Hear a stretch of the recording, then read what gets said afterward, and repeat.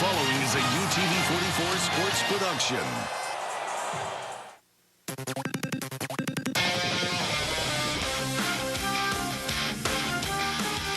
Friday Night Rivals. This is the Green and Phillips Injury Lawyers UTV 44 Game of the Week, presented by the Mobile and Baldwin County Sheriff's Offices and the Drug Education Council.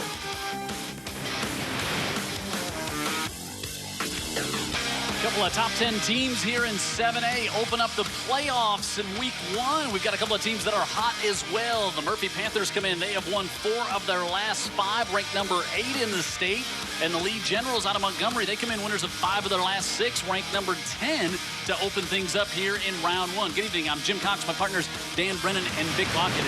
Dan, at this time of the year, I think all the teams that are still playing tonight, they had a goal at the beginning of the season to make it to this point, but now the goals kind of get reset and elevated a bit. Yeah, now you want to extend things, right? Okay, especially for Lee. You know, their big thing was they haven't been here in a while. So to get to the playoffs, Murphy and Lee both now have to take it one game at a time, one play at a time, really, and make sure that those goals that have been met, okay, those were those goals. Now you move on. Big reason for Lee getting to the playoffs. They've got some great athletes, and they've really got a special player at wide receiver. They've got a special player that a lot of people don't know about, but they're learning quickly about Henry Ruggs, number 6. This guy is so talented. They had to kind of talk him back onto the football field, and this is why a lot of schools don't know about Henry Ruggs, but I say they don't. Now they do, in fact. He's got offers after just this much of the season from Alabama, from Mississippi State, from Georgia, started with Kentucky. Every team that's got a solid football team in the southeastern United States would like this kid on their team now, and he's only played 9, 10 varsity games. When you got an offense like Lee has, Vic, they can run the ball, they can throw the ball, they got a dual threat quarterback, a lot of pressure up front for the Murphy Panthers tonight. For sure, and it's going to be DeMontez Chambers is going to be the guy in the middle. What I like about this guy, he started off playing linebacker for him, and then coach said, hey, you put a couple of pounds on, let's put your hand in the ground, play some nose tackle, and he does a good job at it. Doesn't give ground, takes on the double team, and the key thing, don't get blown off the ball, plays hard throughout the game. The coaches really like him. I like him. I think he's going to be a factor tonight, especially in the middle for these guys. Kickoff coming up in just a few minutes here. It's the Lee Generals traveling down from Montgomery to take on the Murphy Panthers. Round 1 of the playoffs, 7A style tonight here on UTV 44. Stick around. Kickoff comes up right after this.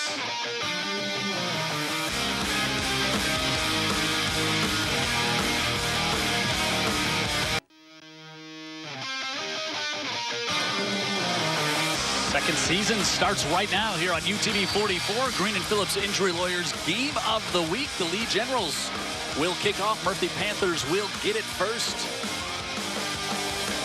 William Harris to kick off for the Generals in an end-over-end kick. And we get a whistle. Looks like Lee is going to be offside, so that'll back him up 5 to kick it off. Playoff jitters. Yeah. They're ready to go. They're ready to go. With the kickoff, I think one thing we bring up tonight, too, a beautiful, warm, humid night, but the wind could be a factor during this broadcast tonight. Yes, we were watching in pregame. Punts kind of fluttered around. Yep. You could see the returners were having trouble tracking the punts. Watching field goal kickers miss on ones they would normally hit just because of the wind playing, you know, turning everything into a knuckleball. Yep.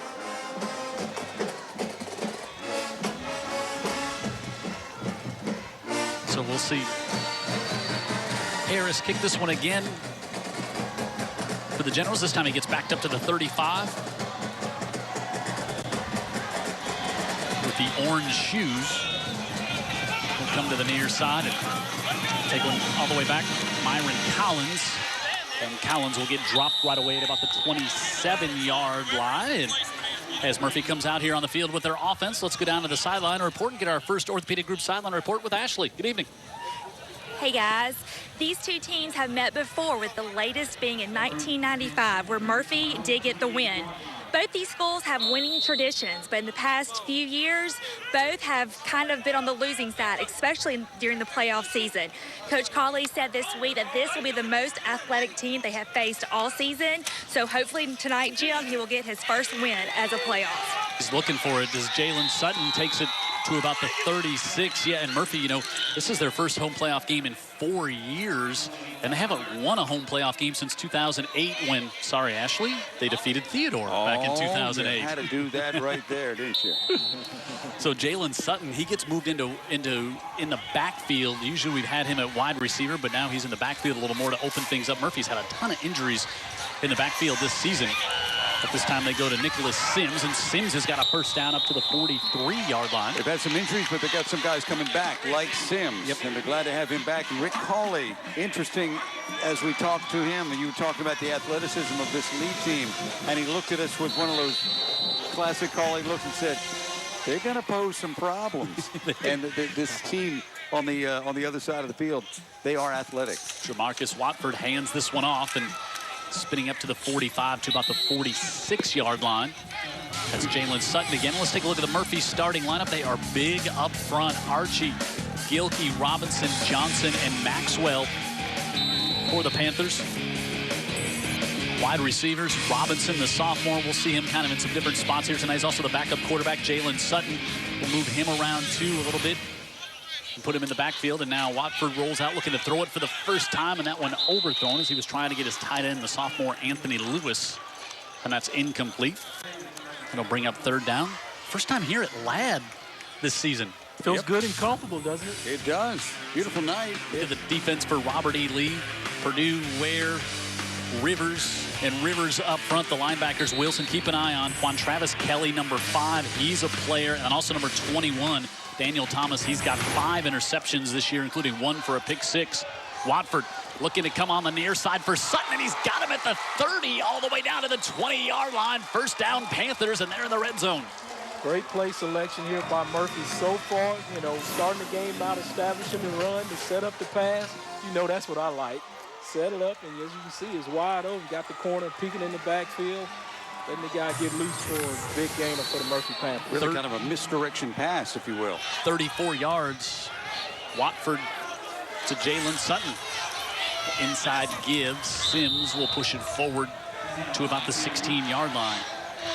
Lee Generals come into this game as we take a look at the Region 1 standings. 8-0 McGill-Tulane in the region. Murphy, their only loss to McGill, and Theodore and Foley, your other playoff teams in Region 1. And we'll also have a chance to look at the Region 2 standings here tonight during the broadcast. Watford looking to the near side. It goes up, and it's incomplete as he was trying to get it to the sophomore Maurice Robinson. And that went just off his hands. Maurice had a step on him. Just placement of the ball wasn't perfect, but I did think he had a chance of bringing it down. Just kind of lost concentration. Give credit to the defense as well, because he had contact with him as the football came down and disturbed the catch. 2 sophomores matching up there. Ja'Cory Hawkins on the coverage.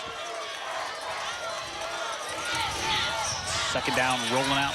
Watford fires again. That one kind of hung up in the air, and he was trying to get Ira Wiggins. And that was incomplete. Yeah, pressured by Rivers, 92, coming right in his face. There you see the Murphy schedule. I mean, their losses this year came from a total of 13 points. See the loss to Viger, the loss to Daphne by 1, and then the loss to McGill, the game we did here on UTV 44. So they come in, they've won 4 of their last 5. And now we'll see Keller Farney. He's going to try one from 37.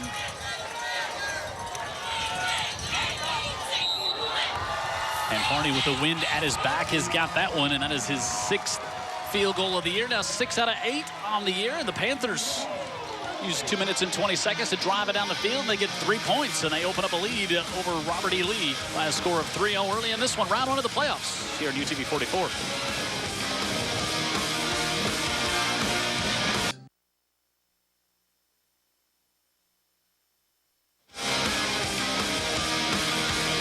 Get a good look at downtown Mobile there and tell you about our presenting sponsor, Green & Phillips Injury Lawyers. Been with us all season long. Thanks for being with us here on UTV 44. And it's National Love Your Lawyer Day today, so we're loving Green & Phillips even more. The kick goes back. Henry Ruggs, we see him first time in action tonight. Boy, he's tripped up there at the 30. You see right now why, as Dan Brennan said, every school in the Southeast wants him. Yeah, only one can have him, though. That's the way the math works. Again, he's showing why he's deserving of all those offers right there. One play, right? Tyrone Rogers, head coach, 4th year. Interesting story. Went to Lee High School, played at Alabama State, played for the Cleveland Browns for parts of 6 seasons as defensive end, and then was at Alabama State, and some changes up there in the administration at Lee, and they had not had a lot of success. They bring him back, and he brings them to the playoffs, and their first winning season since 2001 this year. Shaquille Johnson rolls out, dumps this one off to the near side, and it's Ruggs, and Ruggs gets knocked out of bounds at the 37. Good work coming over there. Myron Collins there, along with Lawrence Tolbert. He doesn't care really who's after Ruggs, because he was after Ruggs. Hill, Williams, Rudolph, Walker, and Derrico, the starters up front. Johnson and Ruggs. Ruggs, 844 yards and 10 touchdowns on the year. Had a big week last week. Johnson, your quarterback, right in the backfield. Marquise Johnson and Jonah Harrison, the other wide receiver. And Ruggs splits all the way up to the top of the field, and James Springs will be over there to cover him. And we get a whistle before the snap. That one's going to go against Lee. Boy, do they look like the Kansas City Chiefs from here, or what, Vic Lockett? Yeah, I tell you what, they're making some yardage like they are now. You know, the story on Ruggs, if I got this right, Jim, we were both there as Tyrone Rogers was telling us the story. He recognized right away when he took over 4 years ago that this young guy could play. He basically just was a basketball player, but the football team just enticed, and he finally told Ruggs, come out your junior year. If people are not after you after game 5, you can walk away. Well, they were already after him. Kentucky was the first one, as you said. Yep. Shaquille Johnson, 6 touchdowns last week, passed for 4 and ran for 2 more. Dumps this one out of the backfield, and that's Canisius Johnson. And he gets upended there. Let's look at this Murphy defense, giving up just about 20 points a game on the year. Farrell, Chambers, Summerlin up front. Smith, Kendrick Haynes, keep your eye on number 3. He's their leading tackler. Brandon Rogers, the linebacker.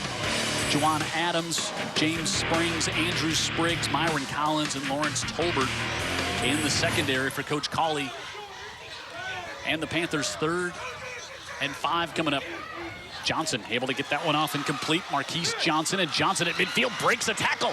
Johnson up the 30, inside the 20, and he's brought down at the 14-yard line. A little simple pitch and catch, but Marquise makes somebody just doing a little pirouette right there and breaking the tackle, and he's heading to the end zone. 26th reception for the tight end. Johnson in a 50-yarder here. Yeah, the tight end just leaks out. Nobody covers him, and then you see he's got enough skill and want to bust a tackle and make it a big play. Yeah. Great play, great call by the Generals there. Just make a simple play and let the athletes get the ball in their hand and make plays.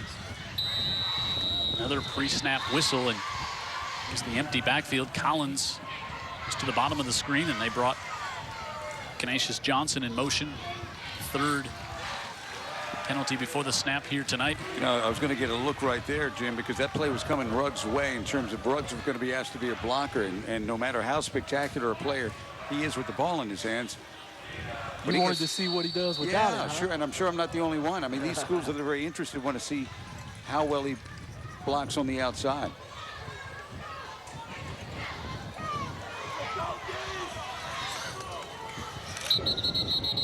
As they move Damian Wright at quarterback and at the Wildcat, and put Shaquille Johnson up to the top of the screen. And boy, it's going to be now 1st and 20 after back-to-back false start penalties. Their 4th of the game. There's Rick Cawley. 4th pre-snap, right? Yeah. Man. So they went with Wright. Well, that's not going to make Mr. Rogers happy. No. He don't want that in his neighborhood. Boy, Trouble in the hood. Boy, what a delightful guy he was to meet before the game, Dan. That was 5 minutes well spent. Shaquille Johnson now back at quarterback. 3 receivers at the top of the screen. Ruggs to the bottom. Johnson has rushed for over 500 this year. Now rolls out, dumps it out of the backfield. Damian Wright. Wright drops the shoulder and gets down to about the 11-yard line. Wright is 25th catch on the season. Vic Lockett, again, you've got a situation where somebody just gets lost, where Murphy's not not aware of him at all. Yeah, he just gets lost out there after there's no pressure on Shaq. And Shaq Johnson does a good job surveying what's happening, staying calm, knows where his outlets are, and just gives him the football and says, get up the field. They pick up 14 and brings up 2nd and 6. Coach had a lot of good things to say about his quarterback too, Jim. And I could see why. 4 for 4 for 75 yards to open up the game. Garrison now comes in motion. They give it to him. Around the left side, he's got a block in front, but a good open field tackle. Is able to get him down low was Nicholas Smith. And it'll bring up 3rd down. Here's the Region 2 standings. Central Phoenix City, your region champion at 5-1. Auburn at 4-2. Robert E. Lee 3-3, 7-3 overall. And Enterprise 3-3. And that 7-3 record overall winner for Central Phoenix City. Good enough to win them the championship. And they've got Foley tonight. Shaquille Johnson. Johnson looking, has time, lots of time. Now he pulls it down, squirts through a hole, and he's going to be down to the 5, and it looks like he's going to be just short of the 1st down, and it's going to bring up 4th and short here for the Generals. Shaq Johnson was, I'm sorry, go ahead, Vic. Well, I was going to say Murphy did a good job taking away his first option, and then he went to his second option, and he didn't feel comfortable with it. Then he decided to sprint upfield. Yeah, it looks like they're going to bring in their jumbo package on 4th and a yard here. It's about a full yard. And they'll put Shaquille Johnson right under center. And now I think they have to take a timeout. I don't know if they had the right personnel grouping. Johnson takes a step back and then plows forward. He's got the 1st down for Lee, and it's 1st and goal from the 1. It was right reception right there, was it? It was right enough.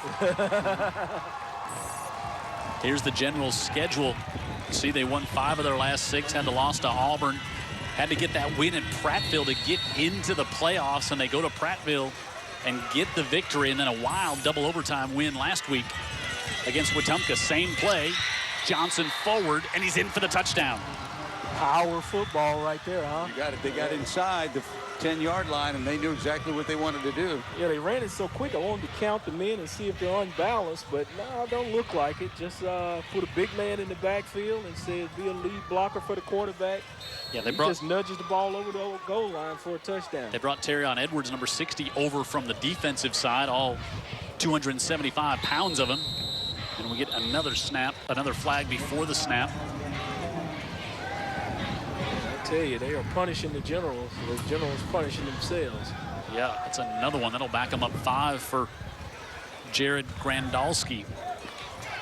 Turn it into a field goal instead of an extra point. Yeah, he's 38 of 42 on the year for PATs, and this one will get backed up and become a 25-yarder now, and Daniel Thomas will hold. The fact that he has attempted 42 PATs tells you a lot about this team's offense. Yeah, that's a good point, Dan. And this one's blocked. Low kick, and it's blocked. 5 yards make a difference, Vic? Yeah, no doubt. I mean, Well, it changes the trajectory of the football. And the first one was good, you know, so that's it. So it's points off the board. 6-3 lead. Lee gets the touchdown, but they don't get the PAT. 5 minutes to go in the first. Round 1 of the playoffs tonight here on UTV 44.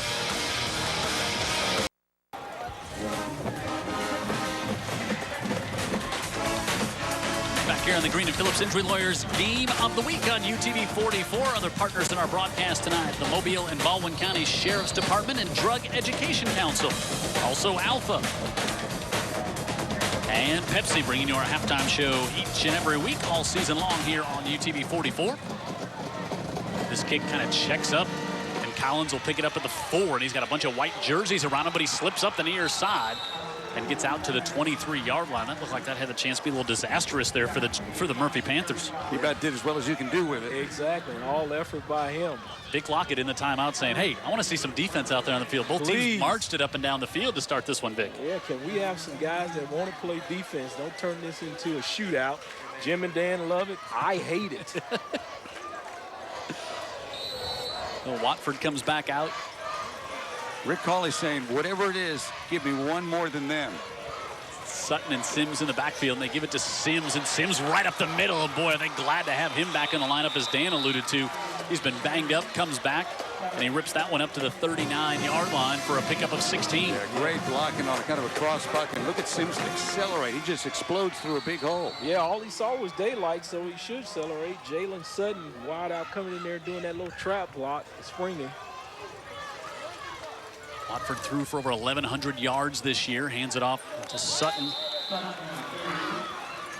Sutton falls up to about the 41. Same play, just to the opposite side. Murphy trying to let the general defense just run themselves out the play. Pretty big up front there. We got guys 6'3", 290 playing D tackle, so they gonna say, hey, just get out of the way if you want to. Yeah, DeQuarius Rivers up there is big, and then he got Terrion Edwards. You got 290 and 270 next to each other. Sims across the 45, the marker right down the 45. High school football playoffs starting up. Actually started last night. Games going on tonight. In addition to the one here, you got Enterprise and McGill. McGill at home, Theodore and Auburn, and Foley and Phoenix City, Pell City and Spanish Fort, Chelsea and Blunt, Saraland and Benjamin Russell played on Thursday night. Tallahassee and Jackson, St. Paul's at home to Sylacauga, and the big one, UMS tonight at home. Is this one thrown? Sutton can't pull it down, and that will bring up a punt team. So there's the defense that Vic Lockett was after. Got the good run, 16-yard pickup, and then the drive stalls at the 45. Yeah, finally someone make a stop, make a play on third down. You got to get off the field on third down as a defense, or otherwise you're not even going to have the gas to play later on in the game. Daniel Thomas back to return the punt. He has taken 2 back for touchdowns this year, and Lee with 10 men on the line of scrimmage, and they're coming. Farney gets off the kick. Thomas at the 20, makes one man miss, and he'll get dropped down after a gain of 5. And we talked about being back here at Ladd, and also tell you about, make sure you follow us on Facebook all season, and also on Instagram. Facebook, search UTV44 High School Football Game of the Week, and on Instagram, UTV44_GOTW. We talked about being back here at Ladd, our first time here at Ladd. We always like being here at Ladd, and I'll tell you who else likes being at Ladd, and that is the Murphy Panthers, unbeaten at home this year. Played well here at Ladd-Peebles Stadium, which looks just so great. Get ready for the South game tomorrow. Looks so great here, just has that great feel to it. Yep, homecoming for South Alabama. Got a chance to visit with Joey Jones this afternoon over the South Alabama football complex. Look forward to that one. Of course, as you're watching this one, right, that one's already in the books, but it's exciting to have great football here in town on a Friday and a Saturday. Well, and I think with the games, the flag will back them back up to the 15, with the big Alabama LSU game being at night. A perfect opportunity to come out, enjoy homecoming. Yep. And then get a little football fix in right here in Mobile, then head to the house and watch the game. Or you're flipping back and hearing us talk about that right now. Yeah, don't forget about that. Yeah, of Of course. course, you like Jim, you're watching Northwestern. Being from Chicago. I don't think he does. I don't think so. You guys can see Jim's look when I say that. Johnson tips it up in the air and intercepted. Picked off by Rogers. Brandon Rogers with the pick, and he's got it to the 12. His second interception of the year. Good hands for the linebacker. Tips it in the air and grabs it, Vic Lockett. Yeah, he saw it all of a sudden, and he's like, tip drill, I will take this. And if you take a look here, number 1 is the last guy to tackle him, Damian Wright. Tip drill, you do it every day in practice. He tips it to himself. And if Damian Wright doesn't make that play, he's going to get Jim to call his name for a touchdown. Rogers got the left hand up there. He's a good linebacker. Played well this season. Got the left hand up, pulls it down, and now the Panthers in business. Sims nowhere to go there as he tried to go off the left side and is brought down quickly. Arthur Purdue, the third, makes the stop.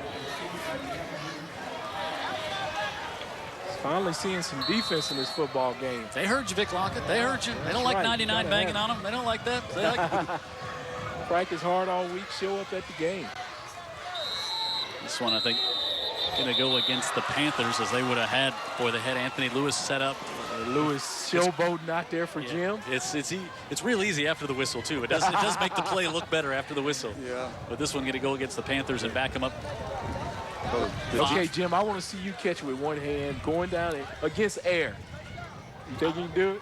No, Vic, that's why I'm up here. Those who can. Those who can't, we broadcast. It's a very simple premise. Well, I'm up here next to you, too, so keep that in mind. That's right. Maybe those who broadcast used to. And those, maybe some didn't. Some didn't. Up to the 16. Watford looks quick out the far side, able to get that one off to Wiggins, and he's got it. And Wiggins still on his feet. They haven't blown the whistle yet. And he'll get pushed back, looking forward progress to the 7. It didn't look like Wiggins was going to make that catch. It looked like it was too far in front of him. And then he responded well to the ball and then doesn't go down here. Yeah, I think the quarterback, because of the rush, had to throw it a little bit ahead of him, and he wasn't expecting him to be there. He thought he was going to hit him on the number, not between, on his single-digit number. But real athletic of him to just get downfield and catch that thing, pull it in. Yep, and then to keep his balance. Also. 3rd and 5. They can get it down to the 2 for a first down.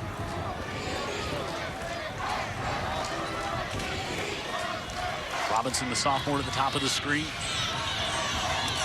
Instead, they'll come this side, looking for Lewis, and it's overthrown. There was some jostling there between Lewis and Antonio Ballard. Taking advantage of that 6'3", 185 guy out there. I don't blame him. Good opportunity to get him one-on-one with one of these corners that are not 6'3". I tell you, if Lee holds Murphy to a field goal here, that's a win defensively. No doubt about it. Got the ball down at the 12-yard line. And that'll be twice if they do. And Farney, this will be from 24. Angle to the right. Wind at his back.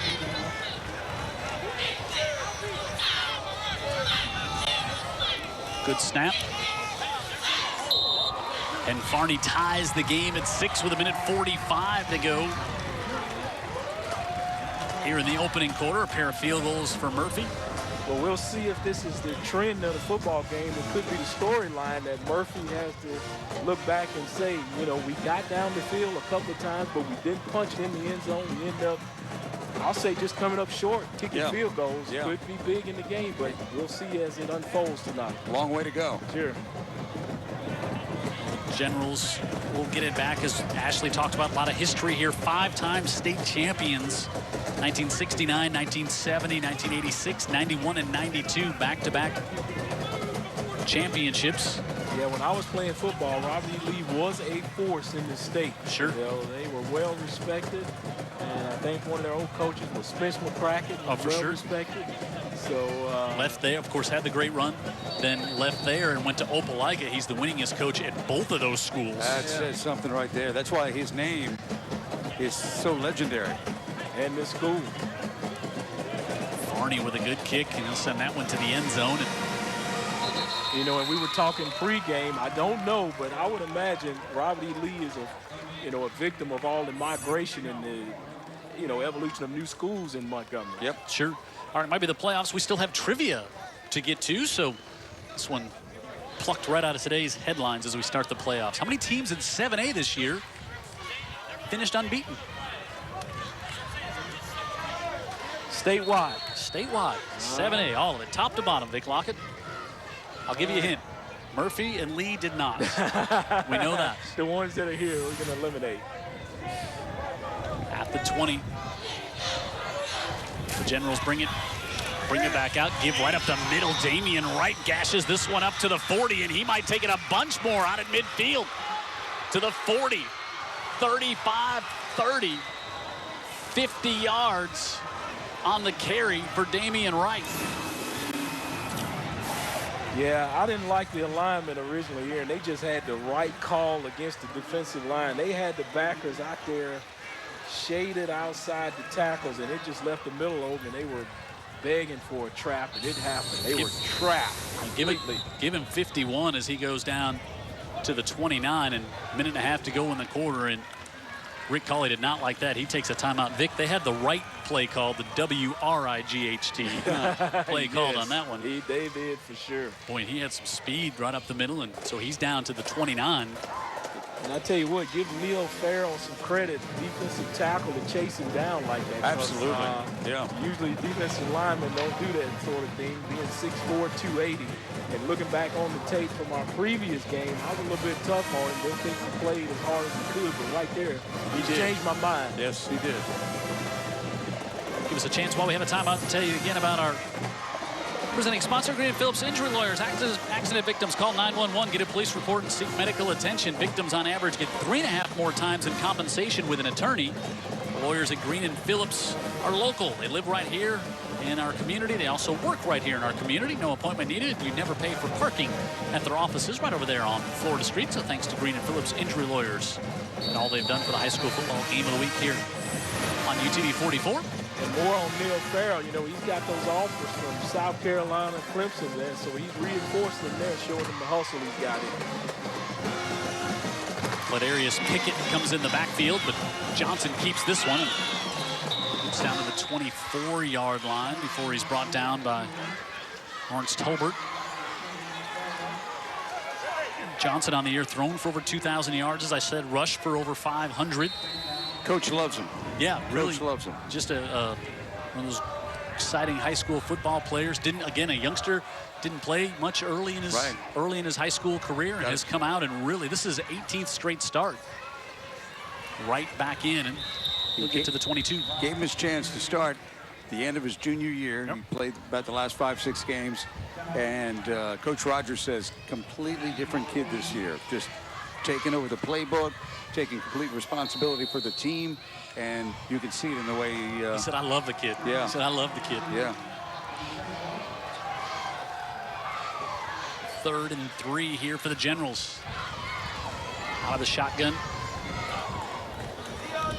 Johnson keeps it on the left side, and he's going to have the first down to the 15, out of the 14-yard line. Again, they had the right play call against the defense. Just happenstance that they were running a run blitz to the left, and they ran to the offensive left. And it's like they're not changing the play. No. When they're coming out. That's what the call is. Yeah. And just, yeah, one of those times the offensive coordinator guessed correctly, defensive coordinator guessed incorrectly.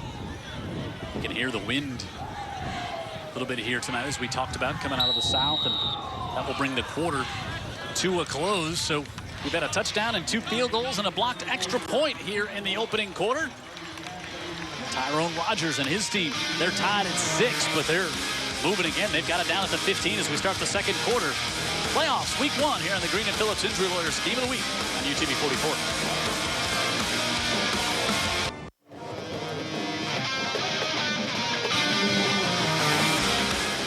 In Alabama, good sportsmanship is a high school tradition, whether at home or on the road. Make our schools, our communities, and our students proud by displaying positive sportsmanship, good sportsmanship, and positive citizenship. Vital in the development of good citizens. The AHSAA gladly welcomes the challenge of being a leader in sportsmanship and in continuing this proud tradition. This is a public service message from the Alabama High School Athletic Association. Words to live by right there, guys. And Dan Brennan. Not just by the Alabama High School Athletic Association, and Dan Brennan. I agree with that. Amen to all of it. I wrote that. Down at the 14 for the lead Generals. Here, Jim Cox, Dan Brennan, the sportsman, Vic Lockett, Ashley Pope in the sideline, Jared Kihas in the truck, Brian Aaron, our statistician. And there you see Shaquille Johnson, senior quarterback. For Robert E. Lee, we are here at Ladd.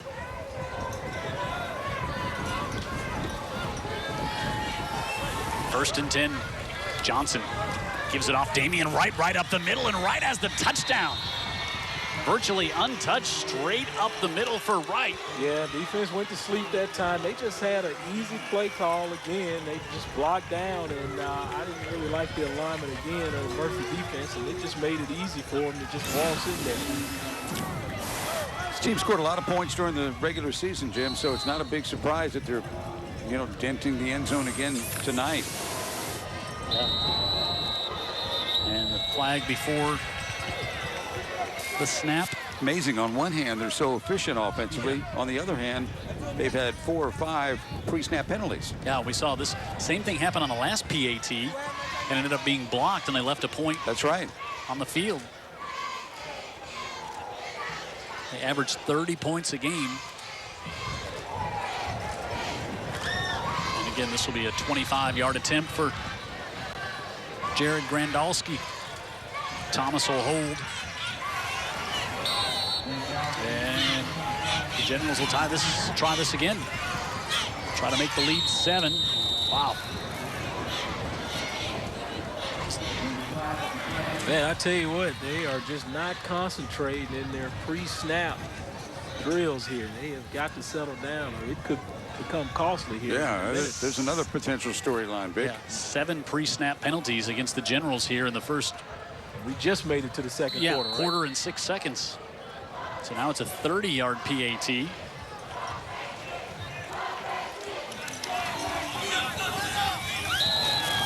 that one is good. So they overcame the penalties and still made the looks like just a generic extra point in the box score tomorrow if we still had a paper, but that was a big one. Yeah, it counts. 6 plays, 80 yards, right? The touchdown run after he had the big 51-yard gain in there as well.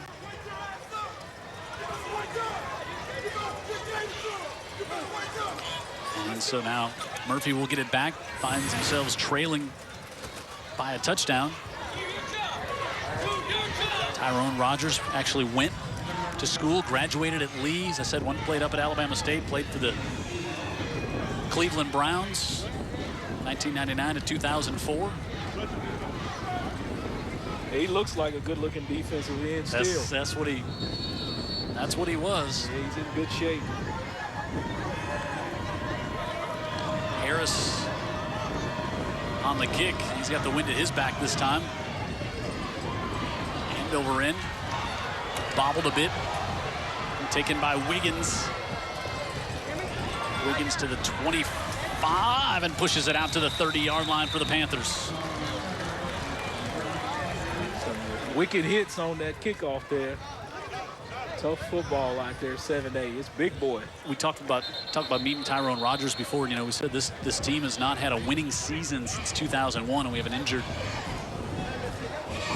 member of the Generals. Yeah, that's nothing serious there. That's the block I saw. There was really a I block. thought it may have been him as well. I couldn't see the number.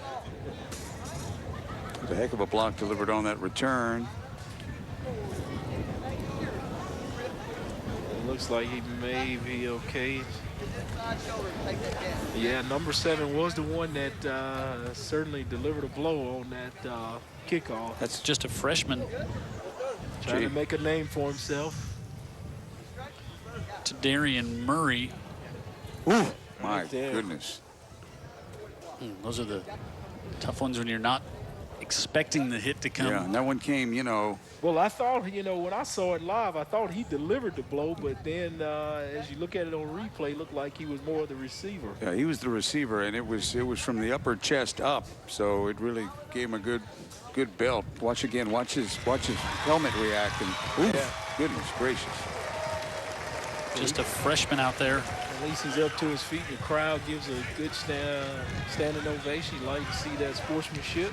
So, and sometimes just even if he's not hurt or hopefully not any head trauma, it's just the unexpectedness. Oh. And suddenly you find yourself on the ground like that, and it just startles you. Yeah, you start to collect yourself after that. And, I've been told you get those mini concussions right there in those type of hits. And you blank out for a second. Sims trying to get around the left side for the Panthers. Gets to the 35, picks up 5.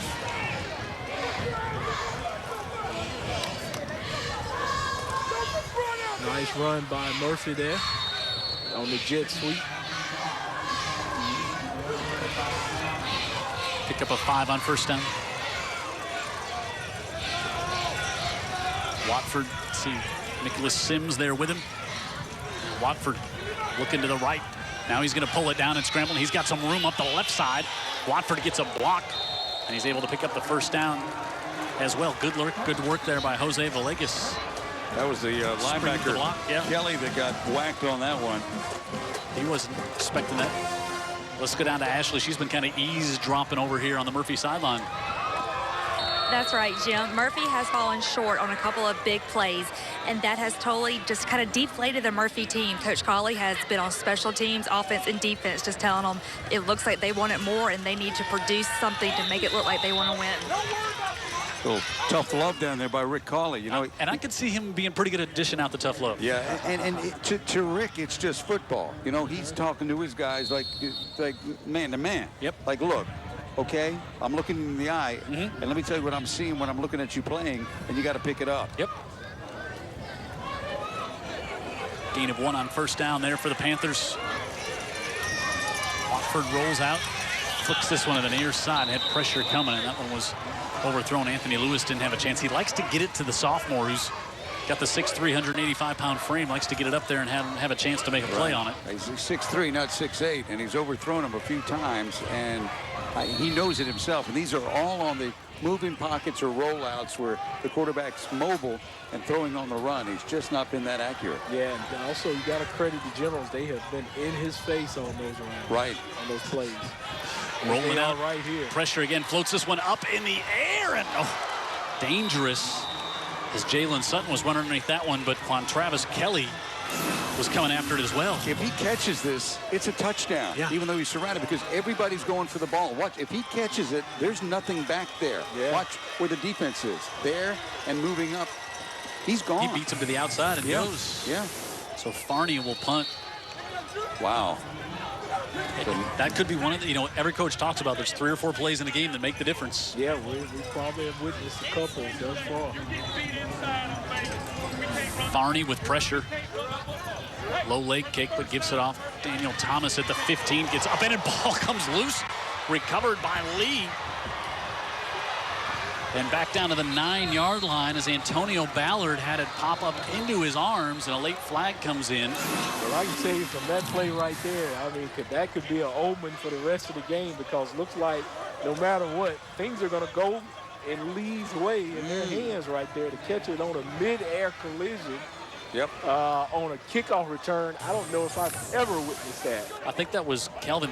I think it was Lawrence Tolbert who made the hit, and then Ballard able to come up with it. Let's tell you about more of our sponsors here on Green Phillips Injury Lawyers Game of the Week on UTV 44. The Orthopedic Group, they bring us Ashley's Sideline Report every week. Also Advanced Collision, the player of the game each and every week. And Greer's.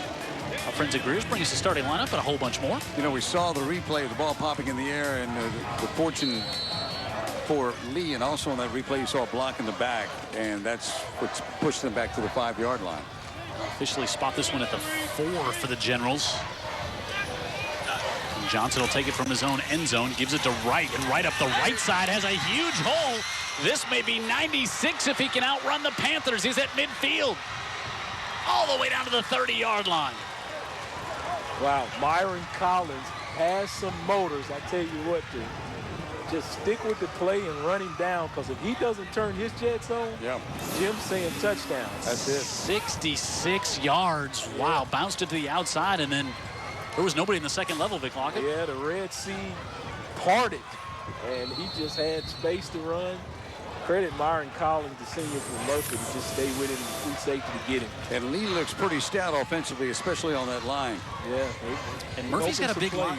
I mean, Coach Rogers said they got a big defensive line. It's going to be a challenge tonight. And so far, they're getting holes there. Johnson, this one incomplete. He fires that one off, and they'll bring up 2nd down and 10. But, Rick Cawley talked to us, and I think you're seeing some of those things that they do offensively. That's what Rick was mostly referring to when he talked about what he saw on this lead team and some of the things they can do. I was a little more expecting it to be quarterback and wide receiver driven, but they're blocking so well at the point of attack that they're just able to run it between the tackles and off tackle. Yeah, Ruggs hasn't caught one, I don't think, so far here tonight. Hasn't had to so far. That's the first incomplete pass for Shaquille Johnson. So we'll make it 2nd and 10. From the 30 for the Generals. Johnson, time, rolls out. Farrell chasing after him, strong arms this one, and he's able to get that one complete to Jonah Garrison, and he's out of bounds at 16. Yeah, Jonah did a great job staying with the play, and he saw his quarterback in trouble, and then he starts to come forward and wave his hands and just tightrope it down the sideline and say, hey, I'm open over here.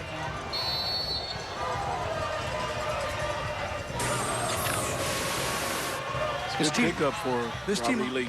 They look familiar. And Rick Cawley was saying that this team looks like a lot of teams we see down here. That You're right. You know. Now they go out of the shotgun, or I should say out of the Wildcat and right. And I think that was Johnson who came in motion, and we'll back him up 5 again. Concentration is just off tonight for the Rivalry League Generals. Yeah, it's amazing. But after the snap, they're doing pretty dang well. If they can get the snap off. Exactly. They're up 13-6 and been penalized numerous times before the snap. Well, you take a look at Coach Rogers. He seems to have a pretty good demeanor about it. So he's got his pulse on the team better than we do. So he's not concerned. So we shouldn't either, I guess. Well, yeah, he's got it figured out with this bunch. Wow, bad snap. And Wright goes all the way back to pick it up at the 35. And he's going to be dropped there at the 34-yard line. Wow, it's going to bring up 2nd and 20. Was bad snap or was the quarterback? No, he's ready. Oh, just a bad snap. Yeah, that went far left of the quarterback. Slider low and in, Jim. And I promise you, Coach Rogers isn't smiling now. No. Boy, you could tell pregame Vic on the field how that team looked up to that guy, Rogers. Yeah, and what I liked about it, he was down there working with the offensive and defensive line players while the rest of the team was overdoing their drills in the pregame. So that tells you what he knows and he's doing. Got a diamond formation to the right, Jim. 2nd and 30 up the middle. Here's Shaquille Johnson, and he gets upended at the 20. And again, it's Collins saving a touchdown. Yeah, he did. And I guess, hey, Dan, that was all smoke and mirrors with all the diamond formation. That said, hey, look over there, but the real play is going the opposite direction. And this guy is a really slippery athlete, too, because when you at all take your eyes off him. Now, let's see if we get a quick screen or something to the right side. Got the 4 receivers up there and Ruggs to the bottom of the screen.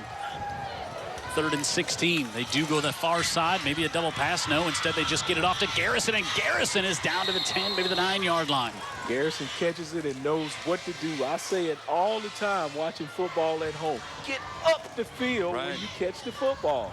None of this dancing. You got to block. You got an alley. Just get up the field and take advantage of it. And you can see from just that angle the speed that he has. I was going to say, you know, it's easy to get up the field when you can run like that. you're going to get up the field. Yeah, but I'll tell you, I get tired of these wide receivers catching the football and making moves against air. And they're going to go for it here on 4th and 6. They go out of the I.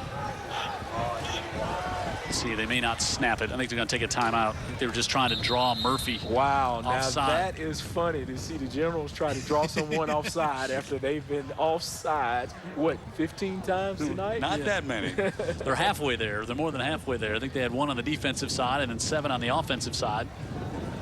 And so now I think they'll bring out time to concentrate. They are on point. So that's good coaching by Coach Rogers. Yeah, I think they'll bring out the field goal team here. Maybe not. Dan Brennan. Hey, the best playing the best. That's some of the top high school football players in Alabama and Mississippi. They're going to be headed to Hattiesburg December the 13th for the 39th annual Alabama-Mississippi All-Star Football Game at the University of Southern Mississippi D.D. Roberts Stadium.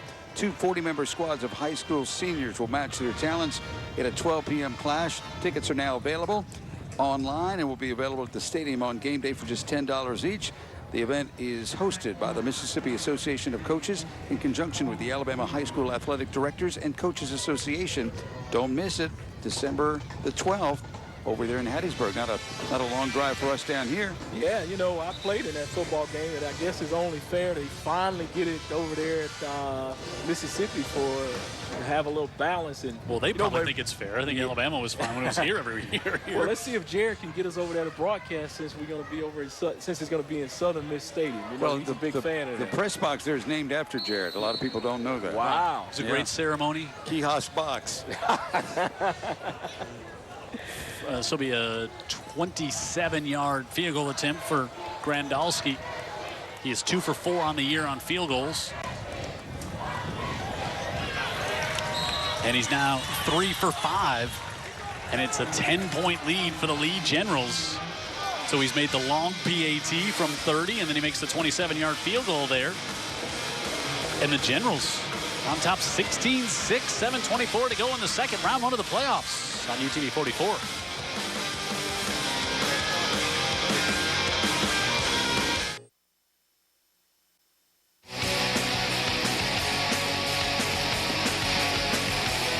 More of our friends at bringing high school football here on the Green and Phillips Injury Lawyers Game of the Week. Aaron's. They bring you our scoring drive each week. Also, Faulkner State. Faulkner State with our educator spotlights. And Zaxby's feeding the crew before the game. Do not get your fingers close To a finger. to the finger or the fingers for most. The fries when Brennan's down there. To the near side. Sutton turns this one up, and he'll get pushed out of bounds. Wow, Sutton, a great piece of work, and now it's be a flag at the end. Sutton, a good piece of work to hop over the benches there. Yeah, I tell you what. It wasn't vicious. It's just the play kind of continued. It wasn't like a vicious out of bounds hit. Yeah, they were just a flag on. But of course, when it's on that side, you're going to get the flag more often than not. Yeah, and this is really going to help out Murphy. I mean, they needed something, anything, and here it is. They're going to start this drive on the other side of midfield. But Jalen, I tell you what, he had some athleticism to hop over that. After being driven that far, too. And to recognize that it was even there. I mean, you've seen how dangerous, when we saw what happened to Reggie Bush, you've seen how dangerous things can be on the sidelines off the playing field when you're not used to being there. Yeah. Like those hedges down at Georgia. Those things are. Sims picks up 5 here on first down. I don't think George has driven anybody into the hedges since about 2001. Those of you all don't know, Dan Brennan, big Georgia fan, huge alumnus. Also up in Athens, if everybody realized they have the Brennan building. Yeah. They're on campus. Right off campus on Prince Avenue. This one, pitch it back, looking at him. Oh, looked like Sims wanted to throw it downfield. And that was read very well. Aquarius Rivers, 6'3", 290. Yeah. Lee's winning the battle at the line. I mean, that's what's going on, right, Vic? Yeah, right there, they certainly did. So another good field position, and let's see if Murphy can take advantage now. 3rd and 5. And the winner of this game will play the winner of Central Phoenix City and Foley next week. Watford to his left. Now this one dangerously around Daniel Thomas, as Watford was not on the same page. Right. Yeah, as the Ira receivers Wiggins were in the same area as well, so somebody, I would guess, ran the wrong route. I think it was the outside receiver. He came in, and they're just not in sync at all, and Lee's not helping them by playing such a physical brand of football. So they have the great field position, and they go 3 and out after picking up 5 on first down. Yeah, Rick yelled out punt team, and I mean, he yelled it out. Barney kicking into a stiff breeze. Thomas lets it go over his head, and it goes out of bounds up around the 10-yard line. We'll see how far the official walks it up to the 13. Last drive started at the 4. Yeah, little did that matter. Ended up getting a field goal. Now they'll start deep in their own territory again.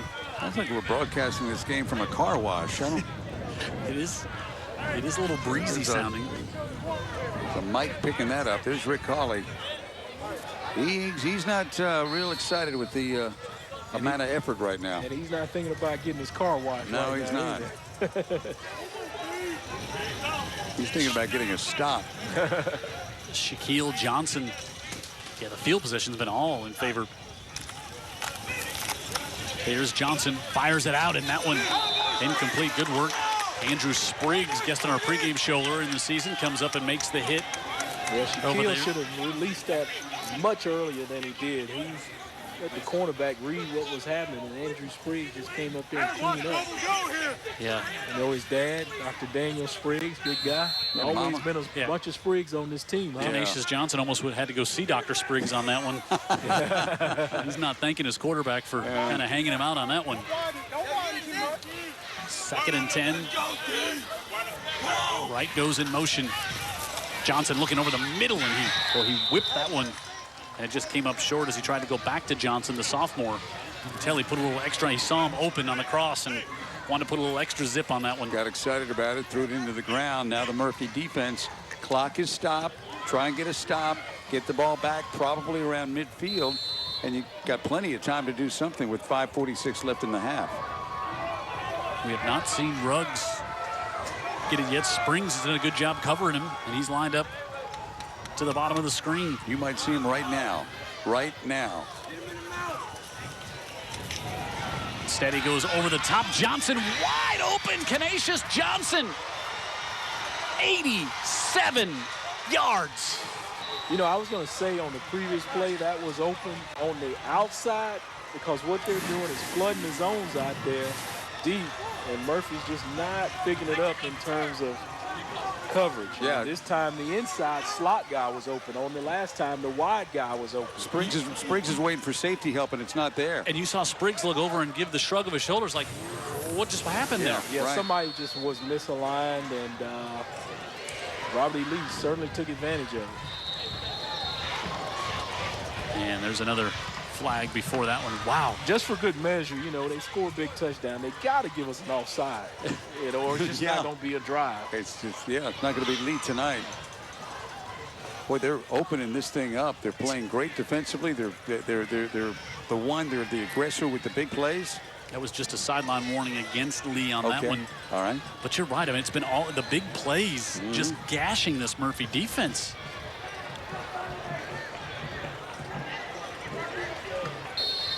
We're learning to respect Region 2 pretty quickly tonight. Absolutely. In a number of venues. Grandalski with the kick, and it's 23-6 in favor of Robert E. Lee. And they have come down here, again, have not had a lot of success lately in the playoffs. And here's a look at the wide open Johnson, the sophomore, his second touchdown reception of the year. And that young man has never run faster in his life. Saw the end zone with nobody in front of him. Yeah. And he can go.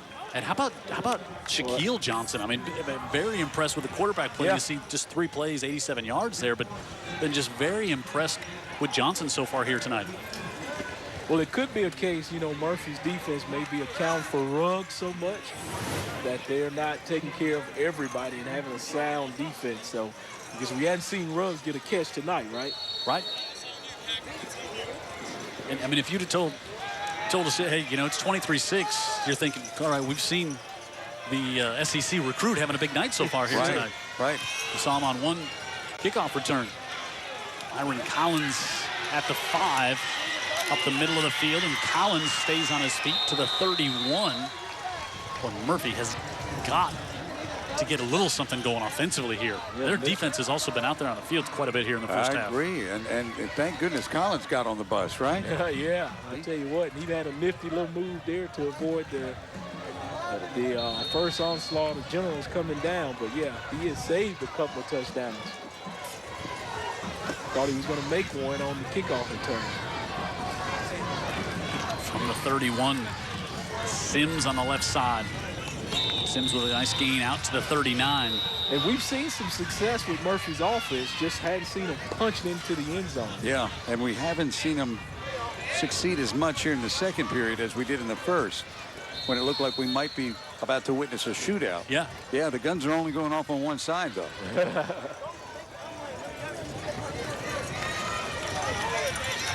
Sims on the left side, and that one is going to be dropped for a loss of a couple. Yeah, that time the General defense got stout in there and starting to figure out, I guess, Terrion Edwards. Zone reads that they've got. Edwards at 5'9", 275. That plugs the gap. And he was able to work down the line of scrimmage and thwart that one. And now where we've seen Murphy a lot here is in 3rd and long. With this one, they're just at 3rd and short, so they're able to help that a bit, and now scrambling and a flag. Player's helmet came off. Yeah, so It'll be interesting to see if it's one of the defensive guys ripping his helmet off. Yeah, Archie will have to sit out a play with his helmet coming off there. But I think it's going to be ripped off, and so we'll see if that's a face mask that did it. Indeed it is. So I guess the player does not have to come out of the game if his helmet was ripped off. Right, On a personal foul, yep. That's right. So they get the first down, and then they pick up 15 more to the 40. Well, you saw 92 to Aquarius Rivers in the shot there. He looks like an SEC player at 6'3", 290.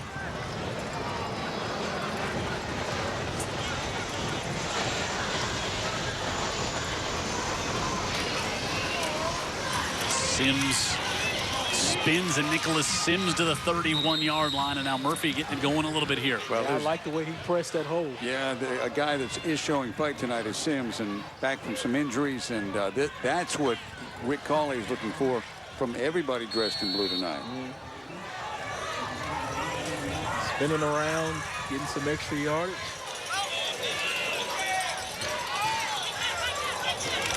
Watford drops it on the exchange. He wanted to keep it.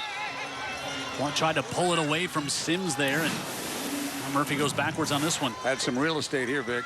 Yeah, you know. Boy, look at the end had just crashed down.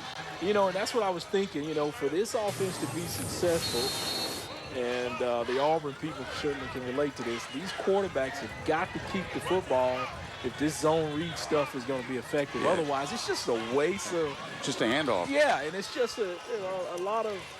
Blitz coming, and they got Watford. You know, I was going to say, it's a lot of theatrics without a show.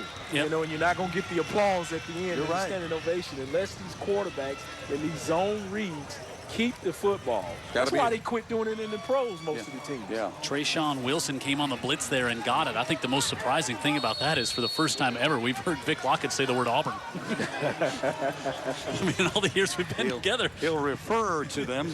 Yeah, but I tell you what, I had to, in order to be descriptive and explain myself, you notice it was in a negative light, too. Yeah, we kind of noticed that. 4th down, and now the Panthers will go for it here on 4th and 8 from the 38. And Rick Cawley takes a timeout prior to the snap. Murphy is just, and I guess, you know, talking about the offense, and you alluded to it, Dan, but give some credit to this Lee defense that's not allowing him to string plays together. No, yeah, I give all the credit to Lee. Now, on his side, Rick Cawley and his coaches, they can't address the team across the way. They can just try to get the level of play of their team up. And I don't know if it's anything they're doing schematically necessarily.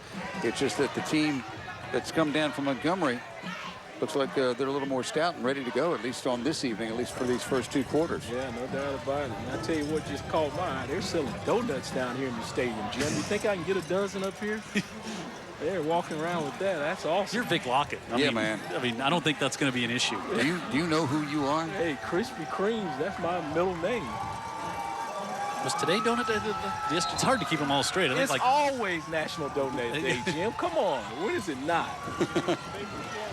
4th and 8.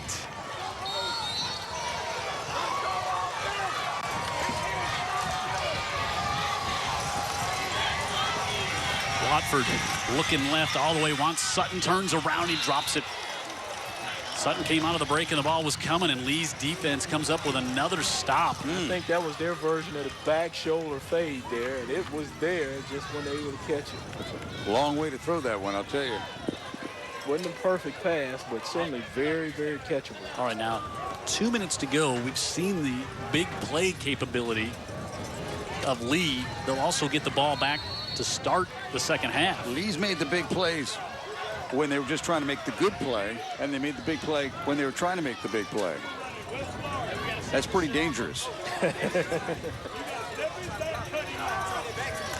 Johnson fakes, now wants to go up top on the far side. He's got Canisius Johnson again, and the sophomore on his feet to the 5.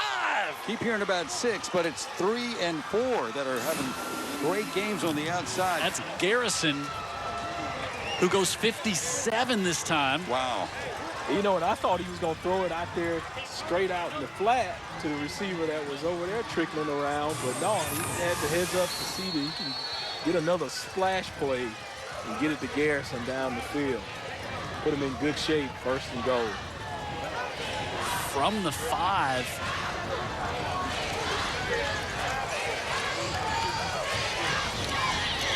On the keeper, Shaquille Johnson gets stood up there as the Murphy defense able to plug that hole. That was Quitman Clark in there making the stop for the Panthers, all 6'4", 295 pounds of him. This is different than what we saw Murphy against McGill, when McGill scored those 28 points in a matter of 3 minutes. Yeah, right. And then pretty much was shut out the rest of the day. This feels different and is different. This team is getting what it wants when it wants it. I would agree. And I think we got to give credit to Shaq back there, the quarterback, Absolutely, for finding the wide open guy. He's had a great game. Keith Johnson in the slot, Ruggs to the bottom. Motion comes right. Johnson wants to keep it himself, and he goes in for the touchdown. And he puts the exclamation point on this drive here, say, hey, I want to take it in myself. Let me get Jim Cox to call my name with touchdown behind it. Just makes a read here. It's a run all the way. And he just squirts on into the end zone, barely touched, if at all. I mean, it's the point of attack. It's everything that this Lee team is winning. Well, 5 yards from the end zone, as Vic said, barely touched, if at all, and that says a lot. PAT is good. And Lee is on top 30-6 with 52 seconds left. You know, some folks have said not sure how's this Lee team going to play on the road. Going to come down here, make the bus ride, show up at Ladd Stadium. I mean, finally make the playoffs. I mean, Murphy's at least made the playoffs here for the 4th straight season. More of our friends who bring you high school football on the Green and Phillips Injury Lawyers Game of the Week. Papa John's. Also, the Gulf Coast offices of Alexander Shannara. And New Horizons Credit Union. They bring us our trivia question each and every week. And Murphy with 52 seconds left, and there is not a person within 25 yards of Rick Cawley on the sideline right now. And it's because he's very hot. Yeah, hot. The kick goes through the hands of Ira Wiggins and goes into the end zone, and hustling down there with the Lee players. That was a live football. Yeah. Boy, they're kind of chewing him out a little bit on the Murphy sideline, talking to the defense right now, and they're talking about effort, Vic. Yeah, and that's what you got to give. You know, I tell you, he's a little bit disappointed in that group. Last time we saw him in the second half after they got punched in the mouth. Let's hope that doesn't happen tonight. Still a lot of football left. Plenty of time to get back in the game and win it. They got back in it against McGill-Tulane. They really did. The game didn't feel like this or look like this. Watford on the keeper. Watford trying to get to the outside. He's got a first down. Jamarcus Watford up to the 40-yard line with 35 seconds left. Murphy has one timeout. They'll stop the clock while they get the chains reset. And now you're at the 40 and 35 seconds left. And now get a big play, maybe a little chance for something here. Yeah, the big play. It's not been Murphy's tonight. Look for Lewis. He's lined up in the slot, number 14.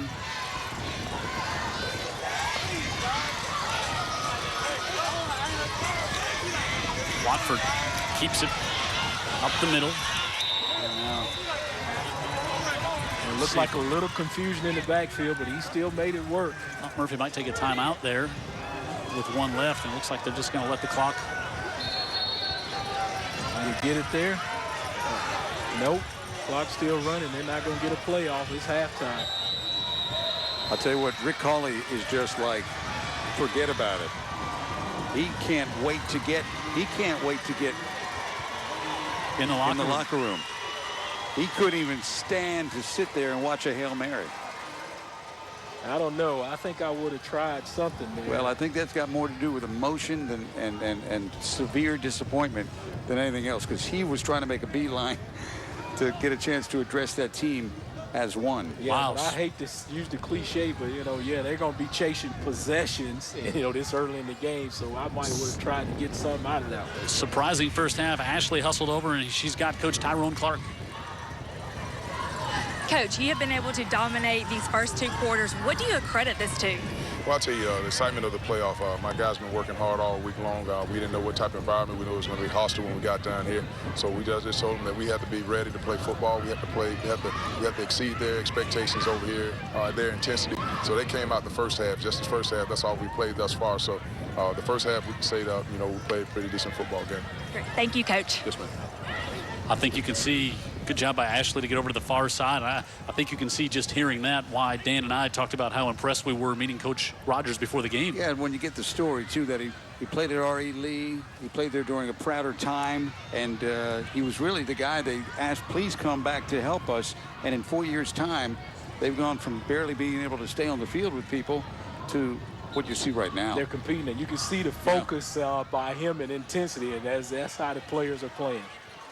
All right, let's get to our player of the game, our last one during the regular season. And last week, we saw it, and it was this young man, Jordan Hunt, had a big game for Theodore to help them get into the playoffs. Well, he's hunting the football right there. He said, hey, I'm going to take it back and try to get my name called by Jim Cox with a touchdown.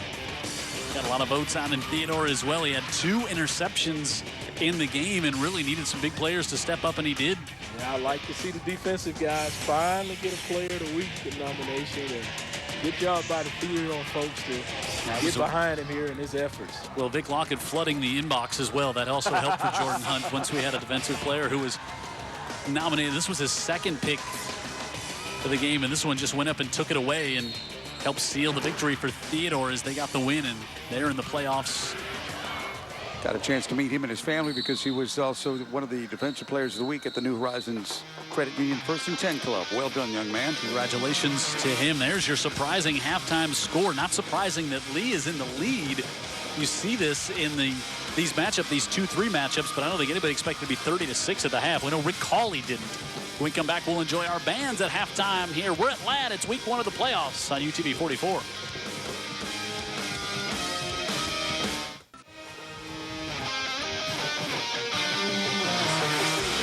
Halftime here on the Green and Phillips Injury Lawyers Game of the Week. It's round 1 of the playoffs, and Lee has been virtually flawless here in the first half. And let's see if the Generals Marching Band can keep it up as well in our Pepsi halftime show.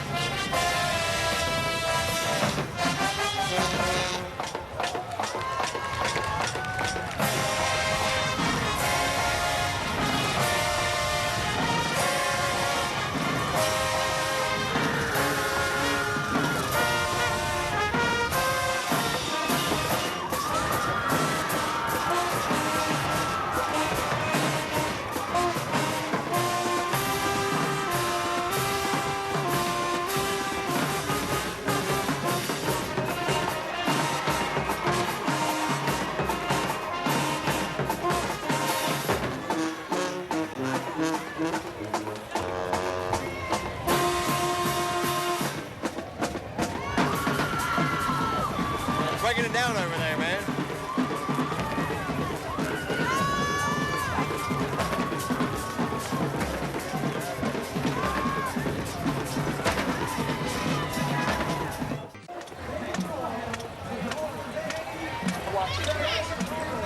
Halftime show here.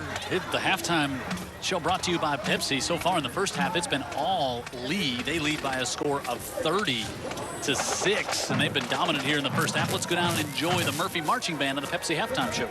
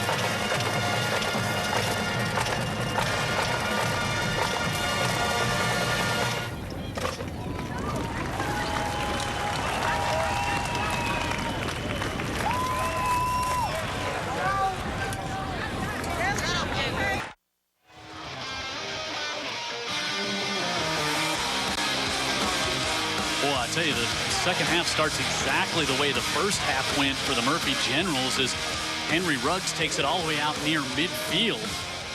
Almost too fast for us, right? Yeah, boy, we talked about it, Dan. We were down on the field before the game, and all of the Lee assistant coaches were making sure that the Generals were ready to play. Coach Rogers told Ashley about it, and they dang sure are. Yeah, they had those guys in check for sure. They were wide-eyed, very focused to start this game, but that doesn't always translate into this. Yeah, coaching's a 24-hour, 7-day-a-week gig. Shaquille Johnson gets this one off. Canisius Johnson. And he's all the way to the 44-yard line. Take a look at the first half. Look at that, 409 yards of total offense for Lee in the first half. And they all have been big plays, I think. Yeah, Murphy just Watford 2 of 10 for 44 yards. They rush it for 104. 10 penalties for Lee in the first half, and they're still leading by 24. Yeah, that's the point I was going to make, despite the penalties. Yeah, and here's Wright with another one. He's all the way down to the 30, and another first down for Lee. He bounces it outside because the outside is open, and that play was not designed to go around end. Wright sees the big defensive end crash down. And he comes off. Looks like hopefully maybe it's just one of those shoulder stingers the way he's going there, but he bounced around Quitman Clark on the outside and then had the 14-yard gain and down to the 30.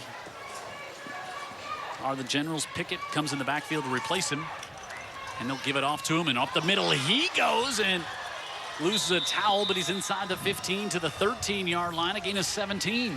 Well, I don't know what they told him at half in the Murphy locker room, but it really didn't settle in much, that's for sure. Yeah, that's Cladarius Pickett running the ball. He had me calling one of my old buddies I played with named Daryl Pickett that lives in Montgomery. I was saying, is that your son on the roster?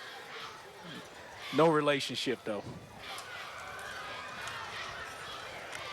Pickett comes right in and down inside the 5. And Coach Cawley talking to Ashley as he came out of the dressing room, and he was just really questioning the way his kids have shown up to play in this game, because he said the team in red and white certainly has.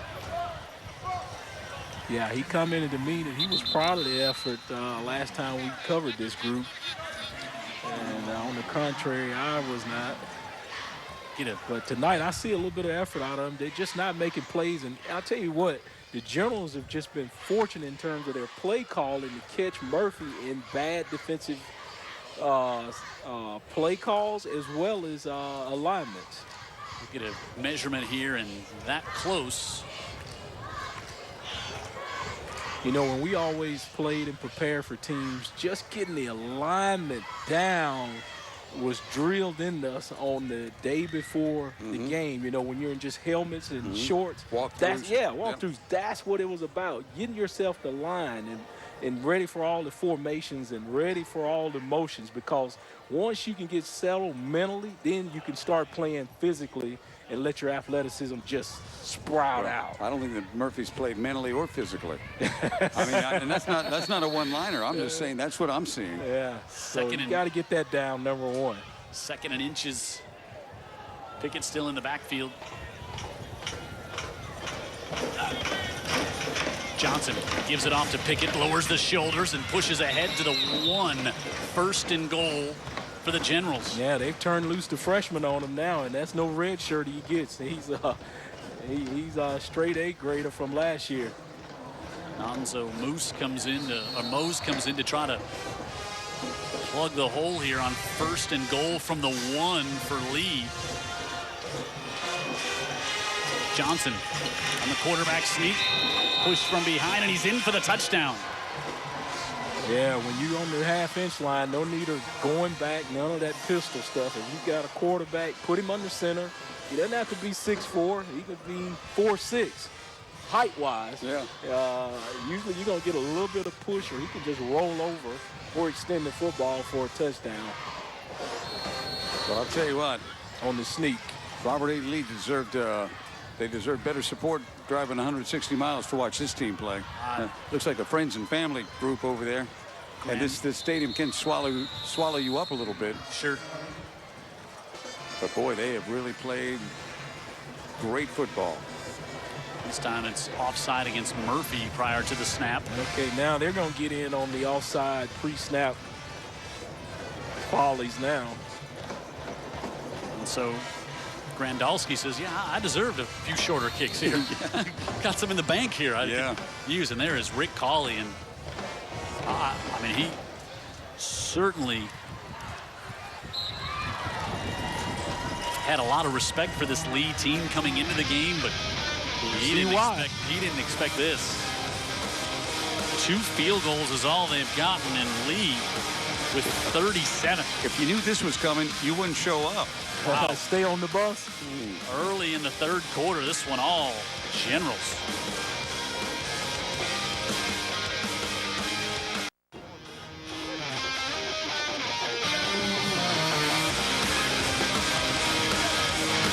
Green and Phillips Injury Lawyers bring you the game every week here, regular season and playoffs. So thanks to Green and Phillips Injury Lawyers. Again, it's Love Your Lawyer Day. We love them each and every Friday, even more so tonight. Myron Collins back to the 6. Collins to the 25. Again, this is a 2-3 matchup, and a lot of times in the playoffs first round, this is where you see the better matchups. A lot of times the 1-4 seed, you'll see the blowouts. To be honest with you, that's why we picked it. Yeah, right. You know? And both teams, we picked it, both teams trending well. 5 of the last 6 for Robert E. Lee, 4 of the last 5 for Murphy. And that one loss, a 7-point loss to the McGill-Tulane Yellow Jackets, who are 9-1 on the year.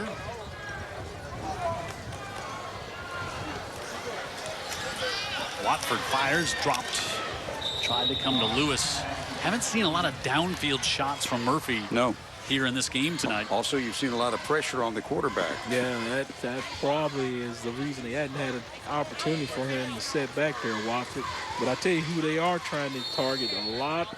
Been coming towards Anthony Lewis, trying to get him the football. Yeah, I like that big target, 6'3", 185-pound sophomore. This is Jalen Sutton, and Sutton makes a move at the 40. Sutton out near midfield and steps out of bounds. I tell you what, he's got sudden movement as well. I mean, he's got a move on top of a move, as you see here. He breaks free here, just trying to get around the last line of defense. Move on top of move. Got an injured General all the way back at the 21-yard line. First person out there is Coach Rogers to check on his guy. So I think that's... See what's going on with him. Preferably is nothing serious. And DeQuarius Rivers, we've talked about him tonight, 6'3", 290-pound senior. Plays defense as well.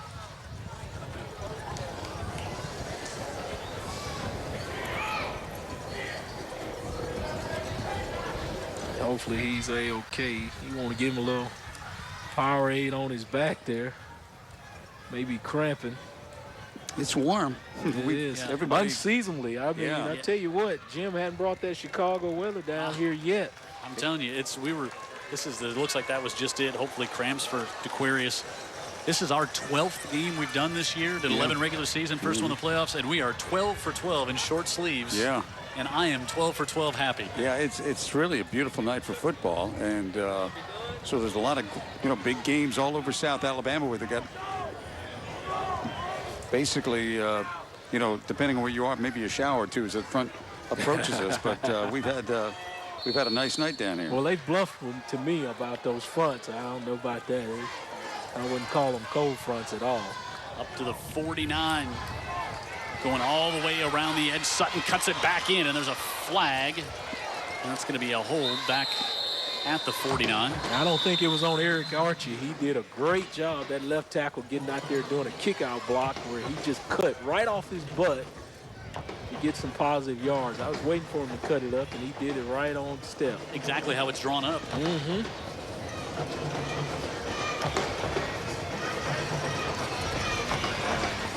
Hold probably occurred somewhere away from the ball, I would imagine. They'll back him up all the way to the 39-yard line. Bring up 1st and 20 for the Murphy Panthers. The Panthers have not won a playoff game, as we said, here at home since 2008. They've lost their last 3 playoff games. And they are trending in that direction again tonight. Watford rolls out, fires, complete. Back up in the original line of scrimmage. Oh, and a late flag comes in. Yeah, he popped him, and I think he was out of bounds. Jalen Smith, the sophomore, made the catch, and then could have let it go, but you know how it goes when you do it on the team sideline that's receiving the blow. The coaches are lobbying, so he's probably going to get him for that personal foul. 15 yards. Let's take a look here. Looks like a football play to me, but it is right near the sideline. Let's watch and see. Yeah, I think referee's right along the sideline. Yep, see, he was out just. He was pretty well out, but Vic Lockett could have let that go, but not. Siding against the defensive player. Yeah, so rare occasion. He said the word Auburn tonight and sided against the defense. I mean, these are two new. Yeah. Where is Vic Lockett? Who is this guy? Big guy's running a fever. Wow. Is Watford all the way and up the middle. Watford busts in. He's inside the 10 all the way to the 2.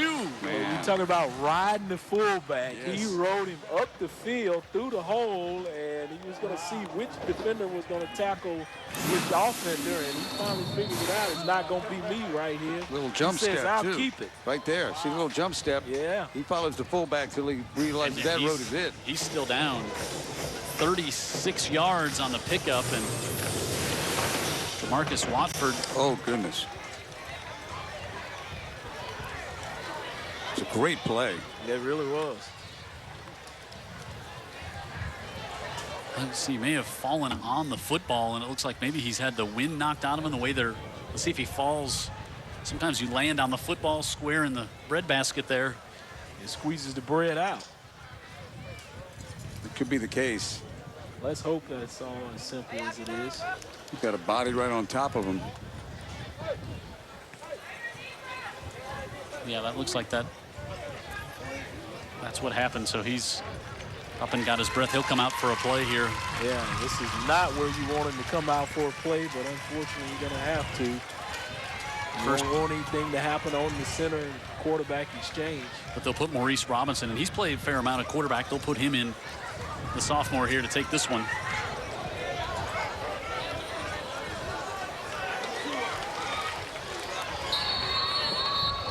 First and goal from the 2, and they start the clock as we approach 8 minutes to go in the third, and possibly in the Murphy Panthers season. Winning it fullback, and Robinson keeps it, and he's in for the touchdown. Well, it's nice to come off the bench and score a touchdown, huh, Dan? Yeah. And they'll try to kick the PAT here. Take good where you can get it. If you're Murphy, they get good blocking right on the right side, and Archie pulls over to help open it up. Yeah, that little fold block. That's all they needed. Farney, South Alabama commit.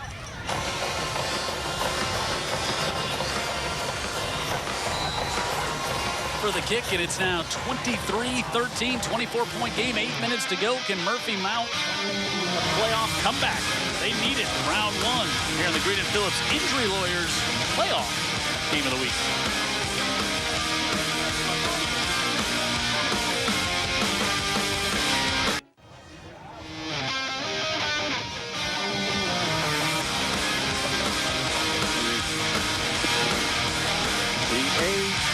SAA reminds fans that we all play a role in the education of our students, parents, and fans, and people in the community. All set an example for students, whether they're aware of it or not.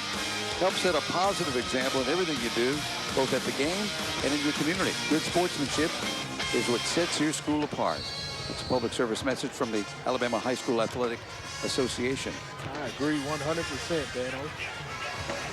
High pooch kick to the near side, pulled down, and a flag thrown as well. As good alert awareness there by Quintarius Rivers. Yeah, Rivers is an athlete there. Did you see him just catch that football with his hands only? Well, I mean, being harassed a little bit as well. Well, I mean, you have a lot of your defensive ends back there to help return kicks. Like that, well, their coach was a defensive end, so he puts this in. Look at that. That guy catches it. I mean, the penalty's going to be for probably kick interference. Oh, they wave it off. How about the? But he just made a play right there, big time. The mental concentration with that guy bearing down on you. That's what I'm talking about. So to make the catch. How about that? He makes a catch in traffic on a kickoff. Yeah. There's the scoring summary for Murphy. 5 plays, 75 yards, helped with a 15-yard penalty in there. And Robinson fills in for Watford, who had just got the wind knocked out of him. I would say that was big, but it's only big if they keep on coming. Keep on coming back. Shaquille Johnson gives it off to Pickett as Damian Wright does not come in, and now we get a flag. Here trying to rip that one out was Nicholas Smith at the end of the play. Are you careful what this is all about if you're Murphy? As a hold against Lee. Vic Lockett, your guy's coming out. Yeah, they rotate them big up front. Coach told me to keep those guys' wind going, so he'll come over and get him some power, and he'll get back in. Got a little limp too. Montez Chambers. Holding call makes it 1st and 20 against Lee, and now Murphy poising themselves maybe to get a stop here, and football back. Will Derrico, see number 72 there on the right side. 6'3", 275 pounds.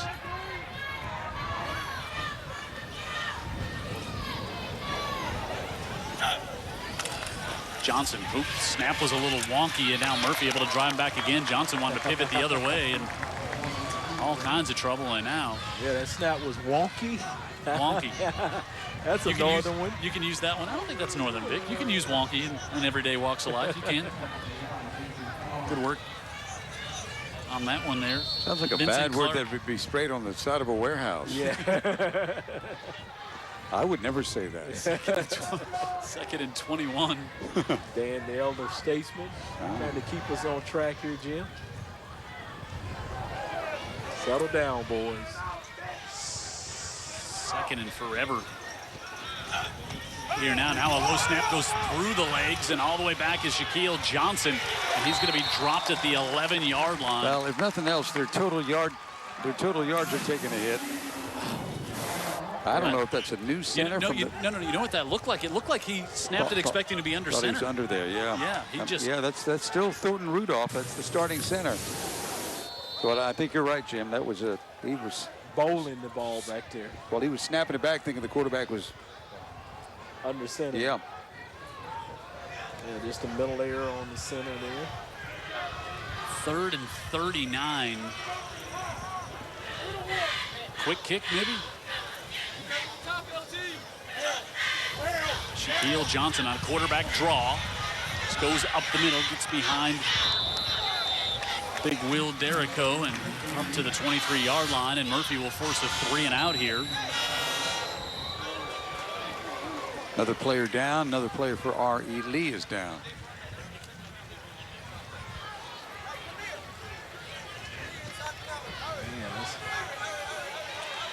Let's hope he's okay. That's the freshman. Darius Pickett. He was downfield trying to lead the block. And he replaced Damian Wright. So I see Wright coming back out here on the field now on special teams, and Pickett gets up. Thank God he's okay. Looks like he's fine.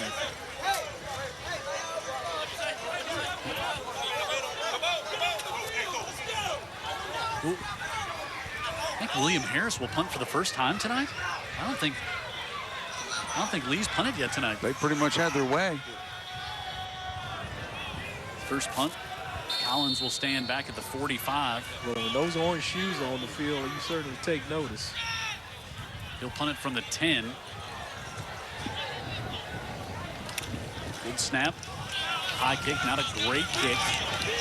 Collins, wow, lets it bounce. And it rolls back to the 35-yard line. He could have caught that one up at the 45. Yeah, I was just about to say Murphy was going to have very good field position, but he elected to let it go over his head and not catch it.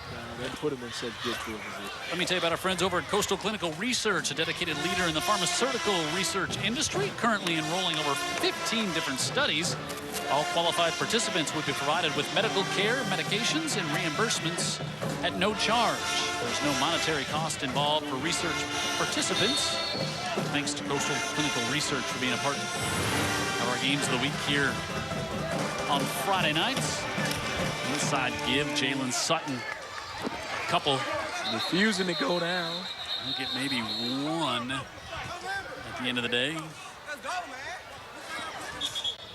I'll tell you what, Jim, that young lady holding those dozens of donuts up in the air, just catching my eye every time.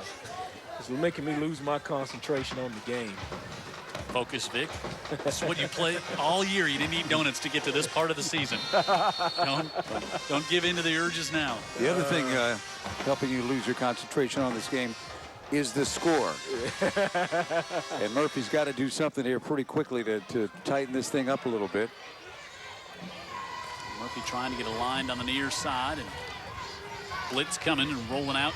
Watford fires it off. Wiggins with the catch.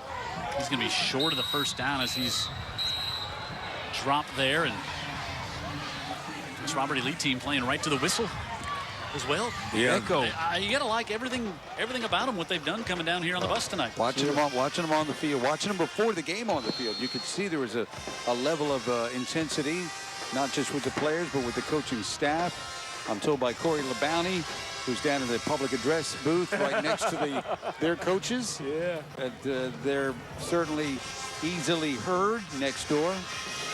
Watford looking off to his left. Now he's going to try to pull it down and run for it. And he's going to be close, very close. I think he's going to have it. We'll see Coach Tyrone Rogers over there. No, he's going to be a little short. All right, so Coach Rogers, you might remember him, Vic Lockett, as we'll get a measurement here. So played for the Cleveland Browns.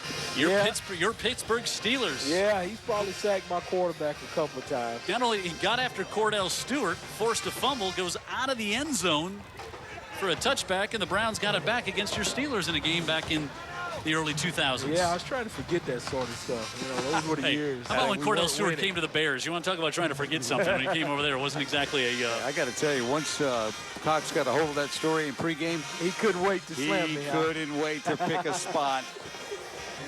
Yeah, I was a big fan of Cordell until his later years. He started becoming a turnover machine, and you just weren't able to get him going in the right direction. See how short Murphy is. They have to go for it here. About the length of a football. Now he and his wife is a reality show star. Really? Yep. Not that I watch it, but I am aware of it.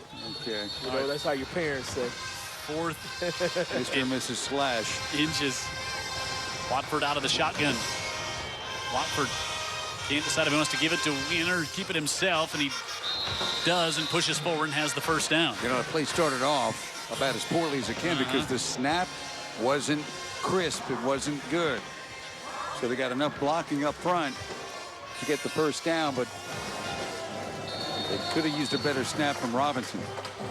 Now we're down to 3.5 to go in the third. Need to see some urgency here out of this Murphy offense. Start taking some shots down the field. To give. Here comes another flag for a hold. Spinning in, and here comes another one in. Jalen Sutton up to about 44 of the Generals, but holding call will bring this one all the way back to about the 32-yard line of Murphy. So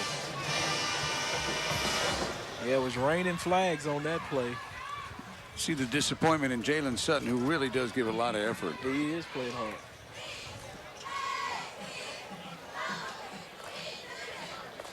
First and very long coming up here for the Murphy Panthers. Might be a long day and a long night for local teams. Yeah, some surprising scores coming in, of course, when you're watching this game. And if you are watching this game, just bear in mind, we'd love to do the games live. The state has a rule that we have to tape delay them. And so if you're watching this game now, it's tape delay. We see a screen, and that's Corey Sargent with his first reception of the night and picks up 4. So, yeah, while you're watching this game. Has got a commanding lead now. Actually, they were losing in their game, Vic. I think they're at 24-10 at this point. Okay, now there was 10-10 last we heard. So yeah, you're watching this on Saturday. It's kind of wonky that we're talking about the scores. So. Well, you're tired of looking at, Alabama up 34-0, right? Wow, Vic Lockett. I don't think anybody would be tired of seeing that if you're a Bama fan. Watford Looking over the middle of the field, he wants Lewis, and Daniel Thomas was around there. He's got 5 on the year and was looking for another one. Yeah, the safety's bearing down too. I mean, they had that thing swallowed up. So they've got 7 interceptions, this Lee team, and 3 of them had gone back for touchdowns. Yeah. So they know what to do when they get the ball. So you don't want to turn it over to them back there. They may add to their score, huh? 3rd and 18.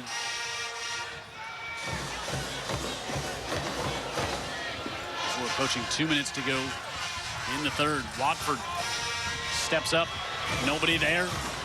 Still eludes the rush. And now another flag. And then a hit at the end of the play that took the helmet of Watford off. Reginald Ware put the last hit on him.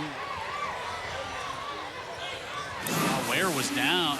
Watford was down, and then Ware came in on him. Rivers was all over him here. Yeah, I thought he had a play downfield, but I didn't see the safety. Oh, wow. Yeah, Ware was down, and it was Ware had him down, and Watford came over, or Rivers came over and put the hit on. Well, you know, and he was down in an awkward way too, with his legs trapped under the tackler. That's when the late hit came and knocked the helmet off. So the face mask. So not an automatic first down. And apparently it wasn't a face mask then, because the face mask usually is an automatic, first down, but they still hadn't changed the down marker. So it should be first down. I think it is. Rolling out, Watford. Looked like another face mask there, and now he gets wrestled down at the 45. I tell you what, Lee is doing a good job back there bracketing those receivers downfield. Daniel Thomas and his cornerbacks are just not giving him what he wants to throw downfield. And that's the worrisome, Dan. Maybe we hadn't seen any downfield action. Yeah, so it was 3rd and 10. They lose 3. That was 3rd. So I'm curious what the call was. It wasn't a personal foul. Apparently it wasn't, because those always result in first downs. So punt team comes back on. Farney. Low kick. Be down by Murphy at the 24 with a minute to go in the 3rd.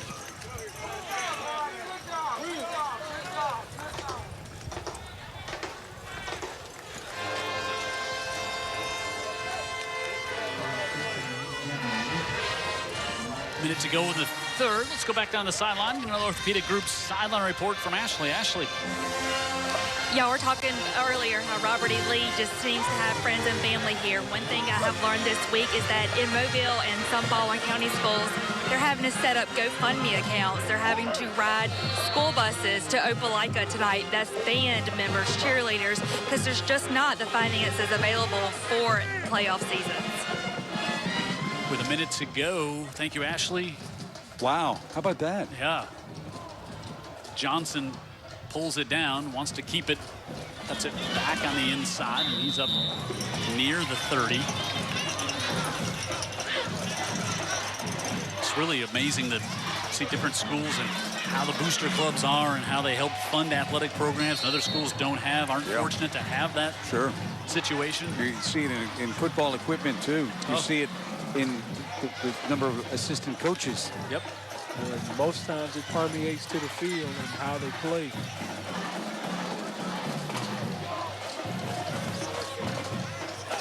Johnson lets the play clock click down to 7. Now looks to the right side, looks, will pump fake, and he'll be dropped in the backfield. Good work on the hustle there by Neil Farrell. Yeah, and I tell you what, he wanted another splash play, but credit Murphy's safety in the corner, doing a good job of covering underneath and over the top, just not giving him what he wants. Let this clock run out, Jim Cox, it looks like. So we will conclude the 3rd quarter. Farrell with the stop there. Lee is 12 minutes from moving on to the 2nd round. Murphy a long way to go. We'll come back for the 4th after this on the Green and Phillips Injury Lawyers Playoff Game of the Week.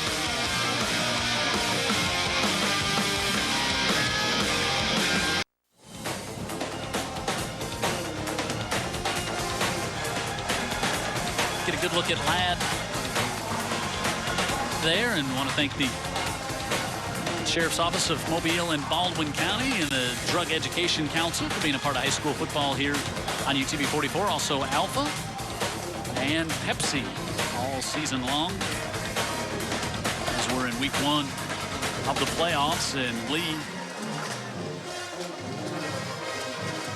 looking for a win tonight. They'll get a rematch with Central Phoenix City as they're leading Foley in this one. They lost to Central Phoenix City 39-20 earlier in the season.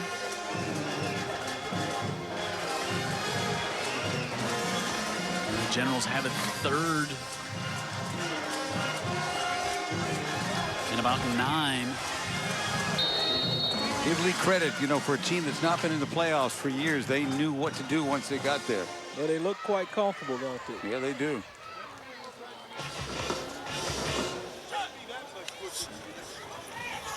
Johnson looks, rolls out to the right side, pulls it down, and now he's going to take a hit right on the sidelines. Will be short of the first down.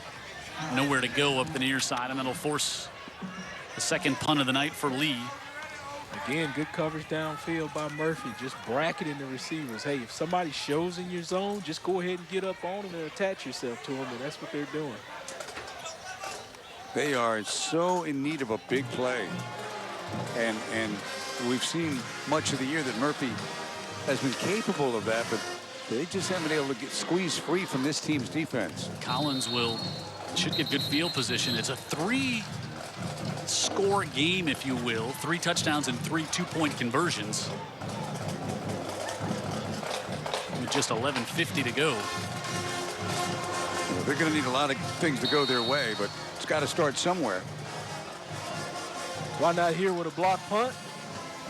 Harris, pressure coming, and he kicks it up high and short, and Collins gets away from it.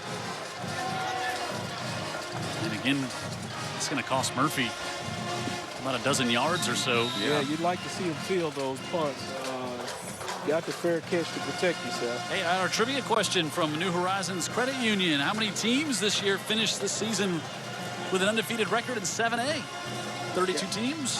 You know, I was thinking about this, and the only teams in our area that I know that are unbeaten are, none of them are 7A, obviously. Spanish Fort and Jackson is undefeated. UMS. Greenville is undefeated. Talked to a friend from Greenville earlier. I don't know. Oh, 0. Well, then I consider that I got it right. You get a win, Dan Brennan. That's not fair. Rolling out, Watford was looking for Lewis. Yeah, nobody. McGill-Tulane with 1 loss. Spain Park with 1 loss, ranked number 1 in the state. Of course, Spain Park with our buddy Bart Sessions as defensive coordinator. I think they lost. They lost early. Spain Park did. I think they're undefeated in the state. But they lost to somebody. Vestavia Hills, maybe? No, Spain Park, no, because they won the state. They won the region. Hoover with 2 losses in a 3-week span. But so nobody goes undefeated in the biggest classification in the state. And Blunt in 6A, the only team to beat McGill down here, and they're 1 loss on the season. Yeah. Nobody down this side of the state's having much of an easy time. I guess McGill and Spanish Fort have now opened leads up a little bit. I know this is all irrelevant to many of you. Beiger's playing well tonight. Okay. They lead 26-14 in the 3rd. That's a dangerous team right there.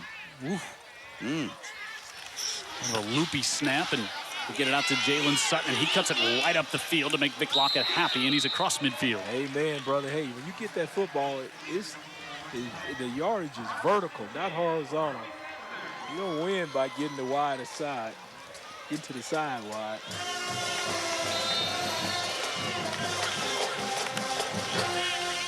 Well, that kid's got another gear, I'll tell you that. And he turned it on there. Wind has actually died down a little here from what it was earlier tonight.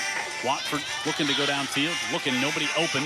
Now he's going to try to pull it off, throws it back against his body, and he's able to get Lewis at the 30.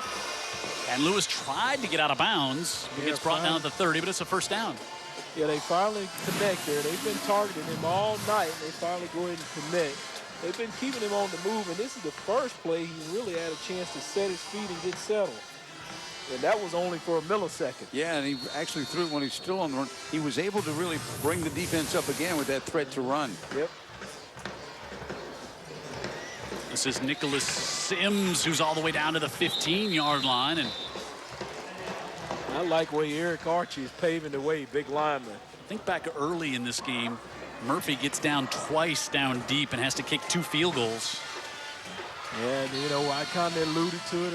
And, it may come into play. Let's see what they do this time. They got a chance to punch it in and see if they're going to get to 6 points. Well, they're certainly going to try. You're out of field goal time now. Exactly. Everything's 4-down territory at this point for Murphy, down 37-13. But they could tighten the screws a little bit with a touchdown here in the next few plays.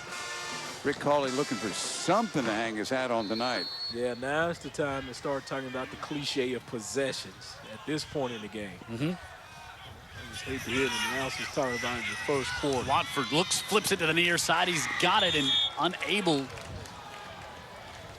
to get in was Jalen Smith, the sophomore, but he does get out of bounds at the 2. First and goal coming up here for the Panthers.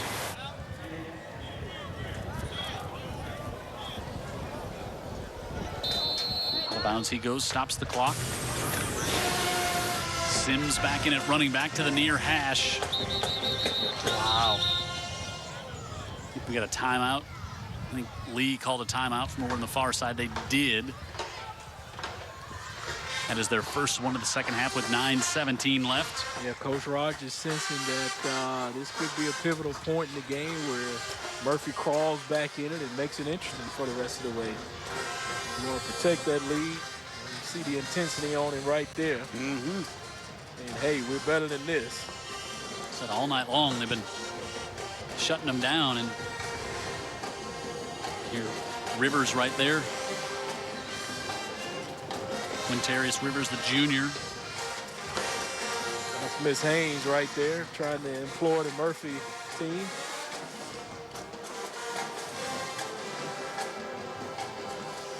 So just 9:17 left. Again, this Lee team got off the bus ready to play and really kind of had more pep in their step from the beginning of the broadcast. Yeah, I mean, that was obvious, and they just made the big plays again. I mean, they've had probably 4 or 5 plays, 50 yards or more. Yep.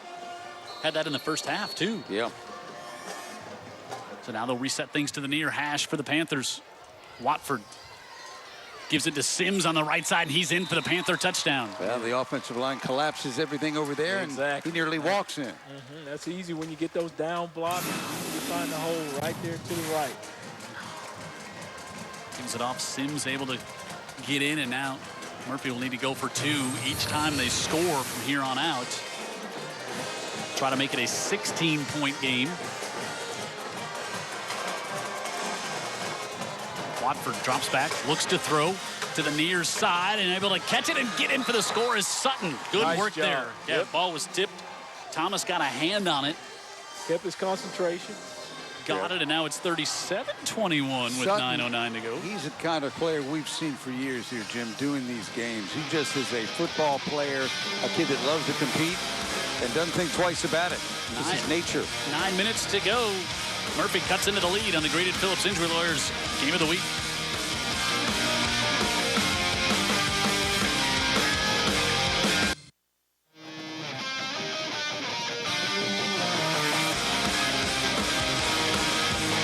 Jim Cox, Dan Brennan, Vic Lockett, Ashley Pope on the sidelines, Jared Kihas in the truck, Brian Aaron. His Haynes trying to get him going right there. She got him going there. Now, the onside kicker with 9 minutes to go. Down 2 scores and 2 two-point conversions. Coach Dan.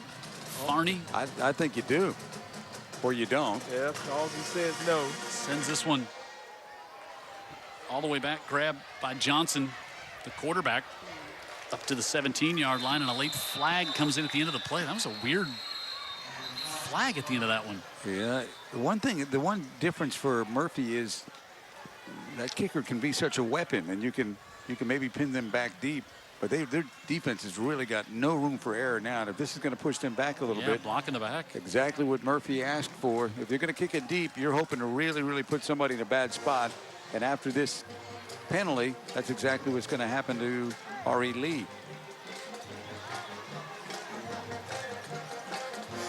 Back back him up half the distance. Murphy with all 3 timeouts. Got to get a stop. 2 touchdowns and 2 scores. Big talented wide receiver Henry Ruggs, 1 catch tonight. They've done a good job to shut him out, haven't they? Done a great job. And they still have 37 on Yeah, board. how about that? Give to Wright. Right to the 11-yard line. You know what I thought I saw right there? I thought I saw Wright losing the football. How crazy would that be for Murphy? So that would have been very fortunate for him. yeah, you get a team deep. That's step 1. Now you get him to turn it over. And he was banged up a little bit in the first half. He went out. Pickett came in. He got banged up. Now a high snap. Now they fire it off on the far side, and here's Ruggs. And Ruggs has a first down. And a flag at the end of the play, and now he looks like he's coming up a little hobbled. Yeah. Up to the 25. I don't know what happened to him there. It's like a real simple play, but we've seen that multiple times. A real simple play could be something that's not good. This is the young guy that's already now, after just playing this season as a junior, been offered by first Kentucky midseason, and then it trickled all the way down to Alabama with a firm offer to this young guy. Holding against Lee. So they got him out there on the screen. I thought he got a good block on the edge, and maybe he got one good one and one that was the hold, but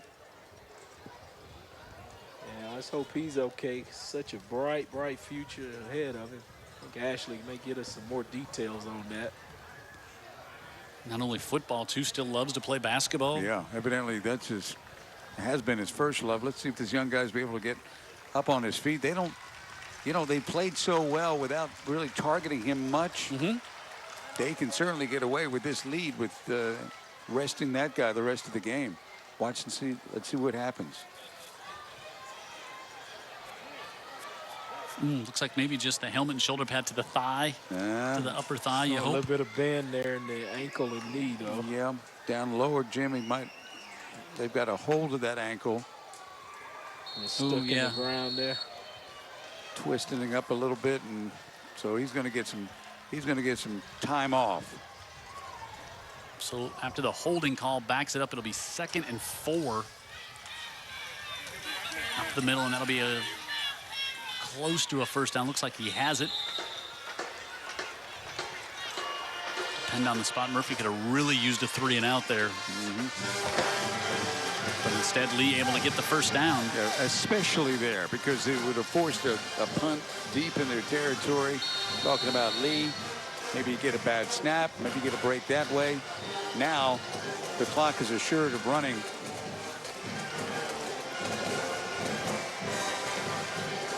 So they're looking over at his right knee on the bench. The basketball coach has as much concern as the football coach right now. Yeah, he does. Johnson runs the play clock all the way down to 1 and then keeps it to the 19. How impressed are we with Shaquille Johnson, the quarterback of this team? You talk about a general of the generals. There he is. There you go. He's got the troops going in the right direction, right? He does, man. And we were told that, too. He's cool and calm in the pocket, and he has made the right decisions on those splash plays, finding the open receiver. And I like how he's just watched the play clock as well and just letting it tick on down. This time they take it at 13. And a gain of 1, and now 3rd down. And about 7 coming up for the Generals. There's Damian Wright, 671 yards on the, they put so much of it through the air. The leading rusher coming into tonight's game was 671 yards, but so much of their offense is Johnson has thrown for over 2,000 yards on the season coming in tonight, and he's looked good here this evening, averaging over 200 yards a game in the air. More than one weapon. We found that out quick. 3rd down. 7. Johnson looks over the middle, airmails this up, and he's able to get that one up complete to Johnson. Canisius Johnson. to the 43-yard line. Yeah, he just finds the open guy. This guy's in the slot. Yep. He just puts it where he needs to get it. 34 yards. It looked like it may have hung up there for a while, but it hung up and came down in the right breadbasket. Yeah, well, that's how wide open he was. Sure. Robert Battles back there on the coverage. But Battles was trying to pick his poison. He was back there defending one or the other. Once again, the quarterback with a good decision. Yeah, well, that's what those offenses want to do. They want to catch you 2-on-1 or 3-on-1 or 3-on-2. yeah, on this drive, unable to get off the field on third down, the Murphy defense. It's 2 conversions. And that's very important. Now down to 6 minutes. It reminds me a little bit of the offense that Mark Freeman was able to kind of, I don't say devise, but he was able to take something he'd already seen work against him. And he would talk about his offense. I mean, he would tell me somebody's open every play. Yep. Oh, yeah. You just need to find them, and that's what we drill in our quarterbacks. So this young guy's done a good job of that. UMS going to move on with a win tonight. They have rallied back and now have the lead, and Tripping was right about a minute to go in their game. They're going to get the victory. Tanner Allen, their quarterback, not playing in tonight's game.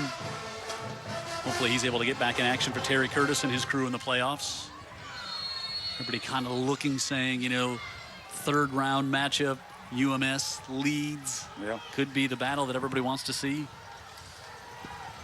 If you're either one of those teams, however, you wouldn't mind seeing the other one get knocked off prior to that. Well, prior to probably that so.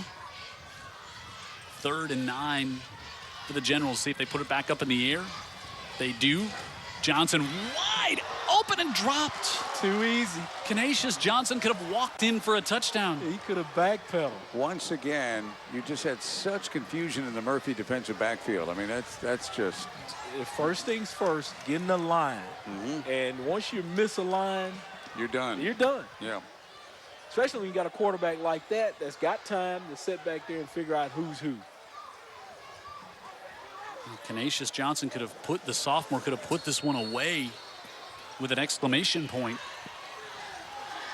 Now, Myron Collins will stand at the 13. Pressure coming, and good job to get the kickoff by Harris, and it goes out of bounds. But you know, if you're Lee, kick it out of bounds, take away any chance of a long return. Yeah. Yeah. I mean, you're okay with that. Yeah, put him at the 25 and 24. They'll mark it out of bounds. Congratulations to Bayside. They move on with a victory here in the first round. You know, this guy Rogers, he doesn't look like he's celebrating, and he doesn't look like he's surprised. Yep. Neither one. I would agree. He looks like he is not expecting this moment. He's not stunned by it. I mean, that's a good region up there. We're starting to figure that out right now. Watford steps up over to his right, still looking, and now he'll just throw this one away. Nobody's open. Good bracket by the Generals there. You know, the playoffs, when you get out of region, You don't know, yeah. All year long, you've been judging us because us is playing more of us. Yep. And then when us plays them, then we're thinking, well, us wasn't what we thought us was. Maybe in some cases. That's what a lot of these scores look like tonight. Well, in the contrary, Dan, I just kind of a little bit biased, and I think we got a better brand of football in South Alabama. And us down here should be much better than us upstate. I'm biased.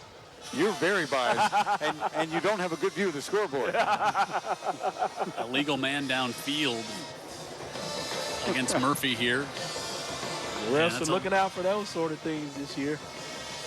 So, loss of down and the penalty. Boy, not Murphy's night in any way tonight. Watford looking right, wants Lewis, and Lewis out of bounds. Beautiful catch.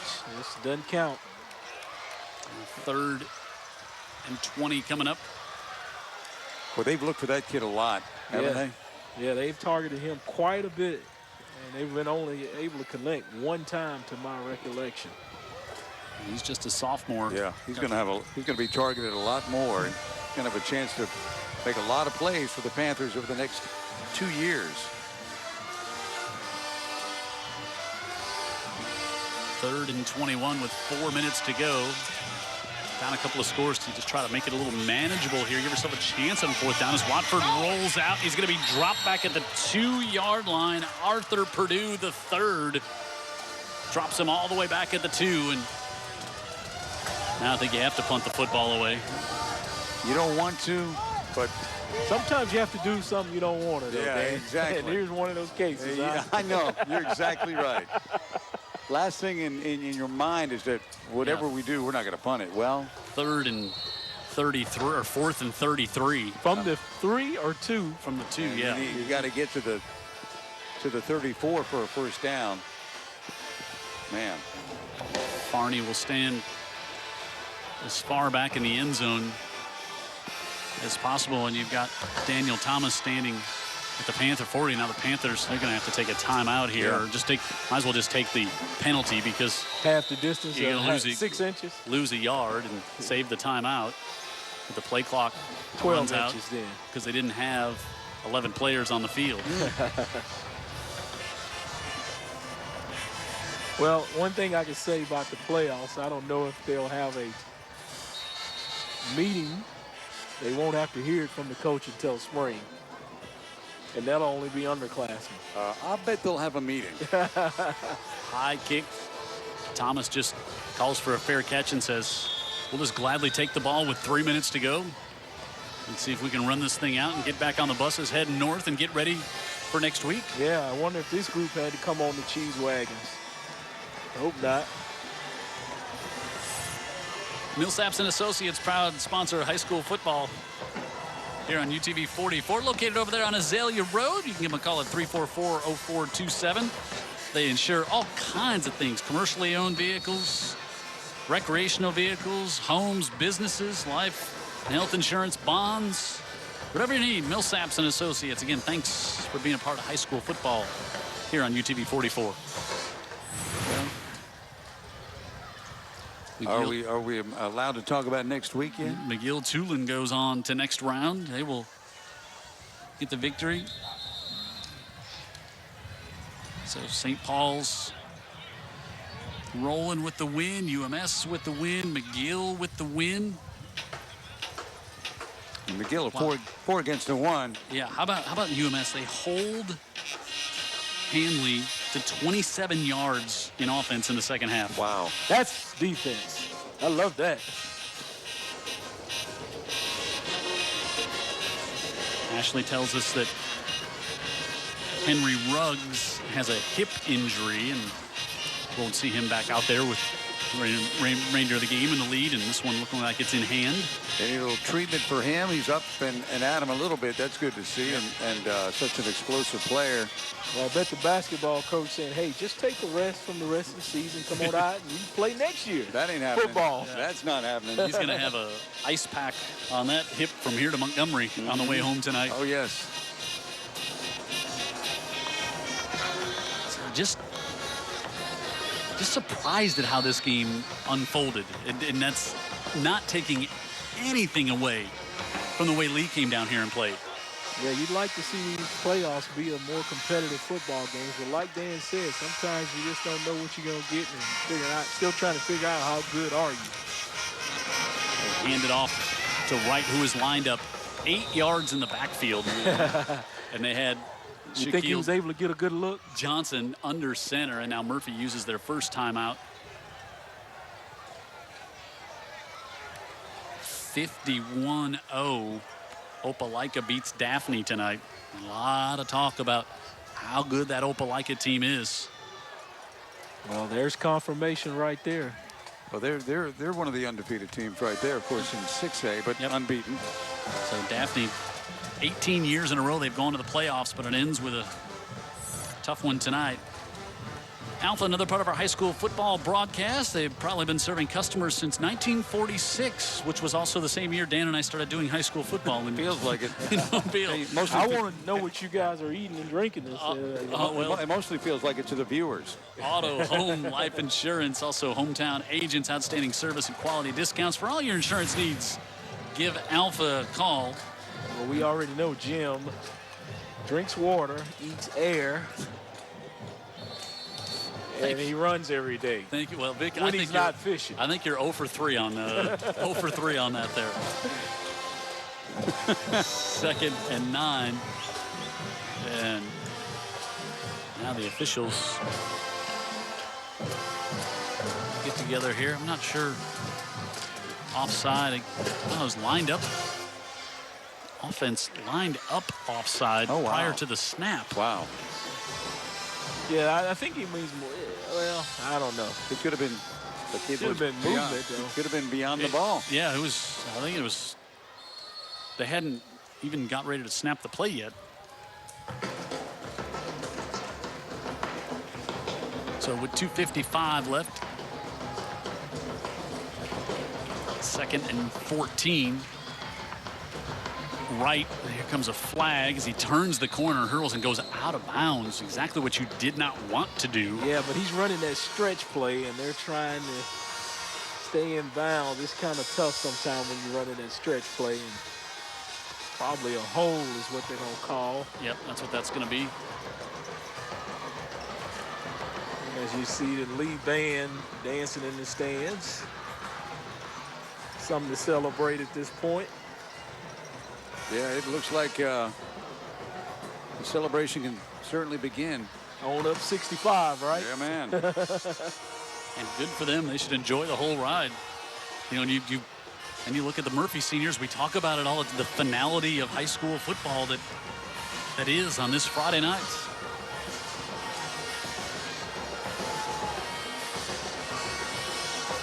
Third 8 here. Hit in the backfield and nowhere to go for Wright, and Murphy will take another timeout.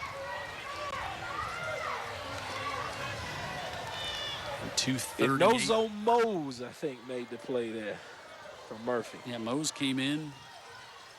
He's one of those defensive linemen that rotates in and out. And they certainly have some big fellas that rotate on that defensive line. Again, Tyrone Rogers there, and Lee will punt with 2:38 to go. And he's not counting this one as a victory yet, you know, with 2:38 to go and about to give Murphy the ball back. No, you're right about that. Not that there's ever been, like we said before, any strange finishes here at Ladd on a high school football game on a Friday we'll night. take it if it is, huh? We do this long enough, like Jim and I have, and man, you've seen everything. Yeah, huh? and it seems like back in the day is when we saw the crazier stuff, when we saw some in front of some big crowds here with a Murphy kid kicking like a red-haired kid. Remember kicking a field goal like 50 yards to win it one time, maybe against McGill. Saw LaFleur make an incredible play down in the far southeast corner of the end zone to win a game against Williamson. With Tumka and McGill here with that great game. That was divine intervention, just about.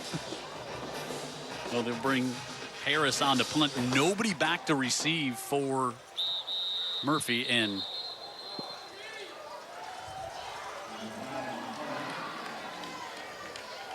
we get another timeout. Yep. So Murphy had everybody up on the line of scrimmage 11, and Myron Collins was coming.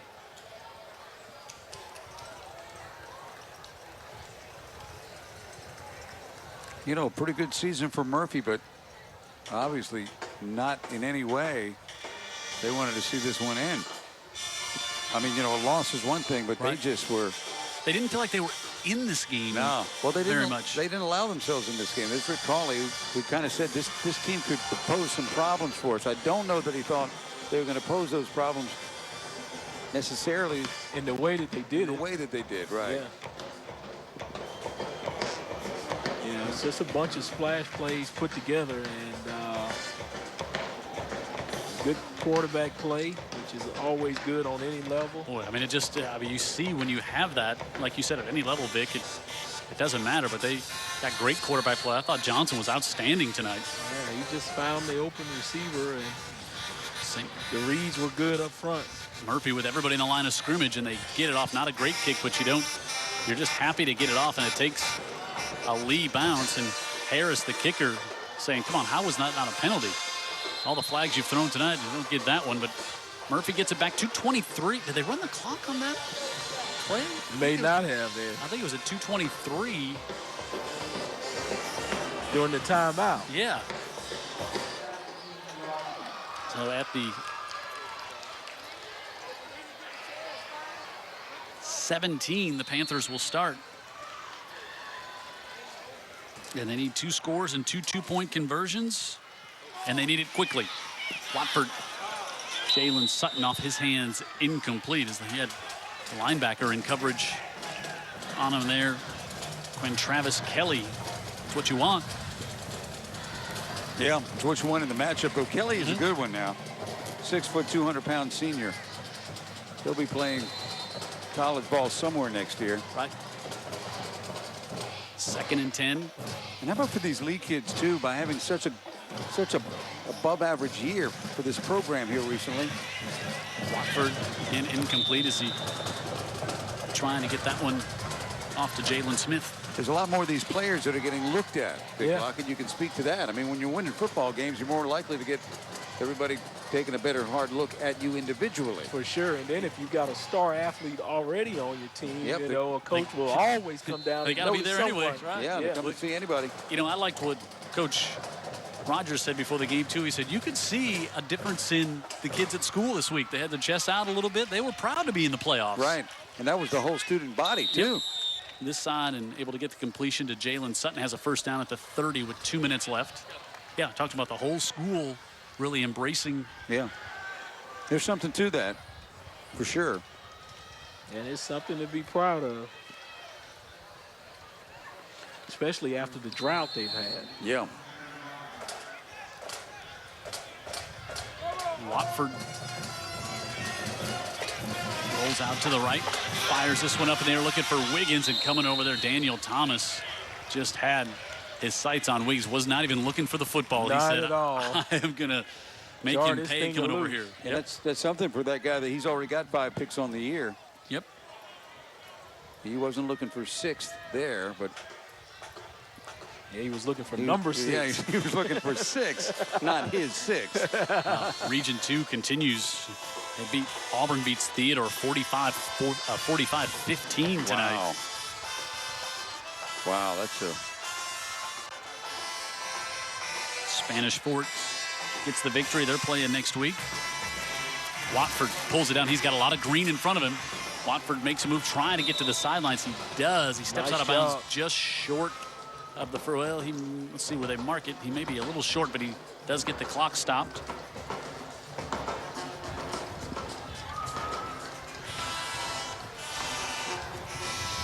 Third and 1 with 1:49 left. Boy, these DBs for Lee tonight have played really well. Well, Yeah, now there's got to be somebody there that's going to go to the next level. well, they're Thomas is going to play.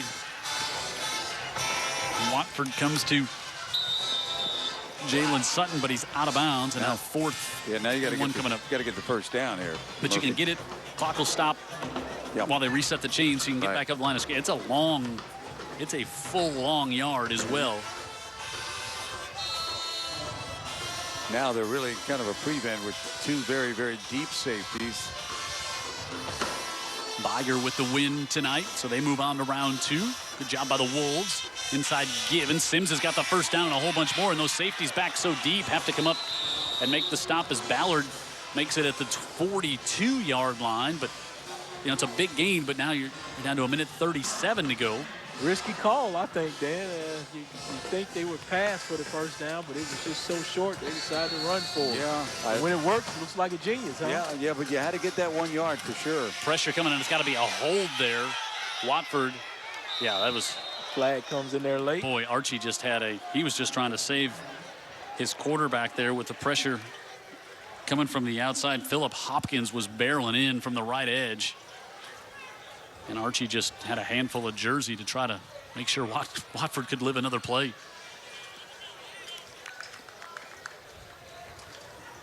He succeeded. Back to the 40 and In protecting the quarterback? Yeah, I mean, he did that much anyway. Yeah, can't fault him for that. That's hustle play. Coach won't be too upset with it. You get beat, sometimes, and just like you say, you save your quarterback from getting a good ear hole tackle. Incomplete, so the clock does not start. Give it up the middle, and this is Sims. He's got a blocker in front of him. Sims all the way back to the original line of scrimmage plus a yard.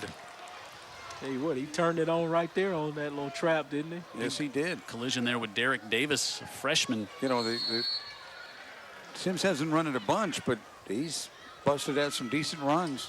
And successful when he does get it, huh? Yeah, lots of times. Down to 1:10, so you got to get a quick score here and an onside kick to give yourself a chance. And this one thrown up. He's trying to get it to Lewis, incomplete. Yeah, Lewis had kind of ran a stop curl, and he was throwing it in the fade out, trying to fit it in underneath that safety and over the corner. So Hoover with a win tonight over Buckhorn, and that sets up a Hoover-Vestavia Hills rematch. Vestavia Hills with the win over Hoover at the Met earlier this year. Give Sims again on the left side. Ballard and Davis there to the 21, stops the clock while they get the chains reset with 49 seconds left here. Murphy with one timeout, so you got to get the touchdown and two to even give yourself a chance with the onside kick. So does Spanish Fort stay home with their win? And everybody was thinking there was going to be a whistle there. Watford throws it up to the end zone, and another pick for Daniel Thomas. There's your game. That was weird. You know, it looked like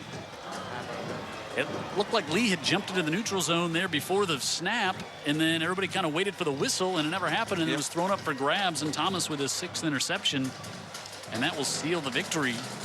I think was trying not to give up on the play, and they thought maybe they'd catch the defense asleep, but no, they were wide awake. Yeah, there you see the jump. That was something. That was Carton Johnson who jumped in, and then Thomas just had to play center field on that one. Catches it and downs it. But Jim, on the playoff scenarios, does Spanish Fort get a home game? You would think you would think they would be home again next week, Vic. Not certain, huh? But yeah, we'll have to. I don't know who won on the other side of the bracket. You got to go on the road at some point. Yeah. In the playoffs. I thought they were the #1 seed and being undefeated. Yeah, they would be at home.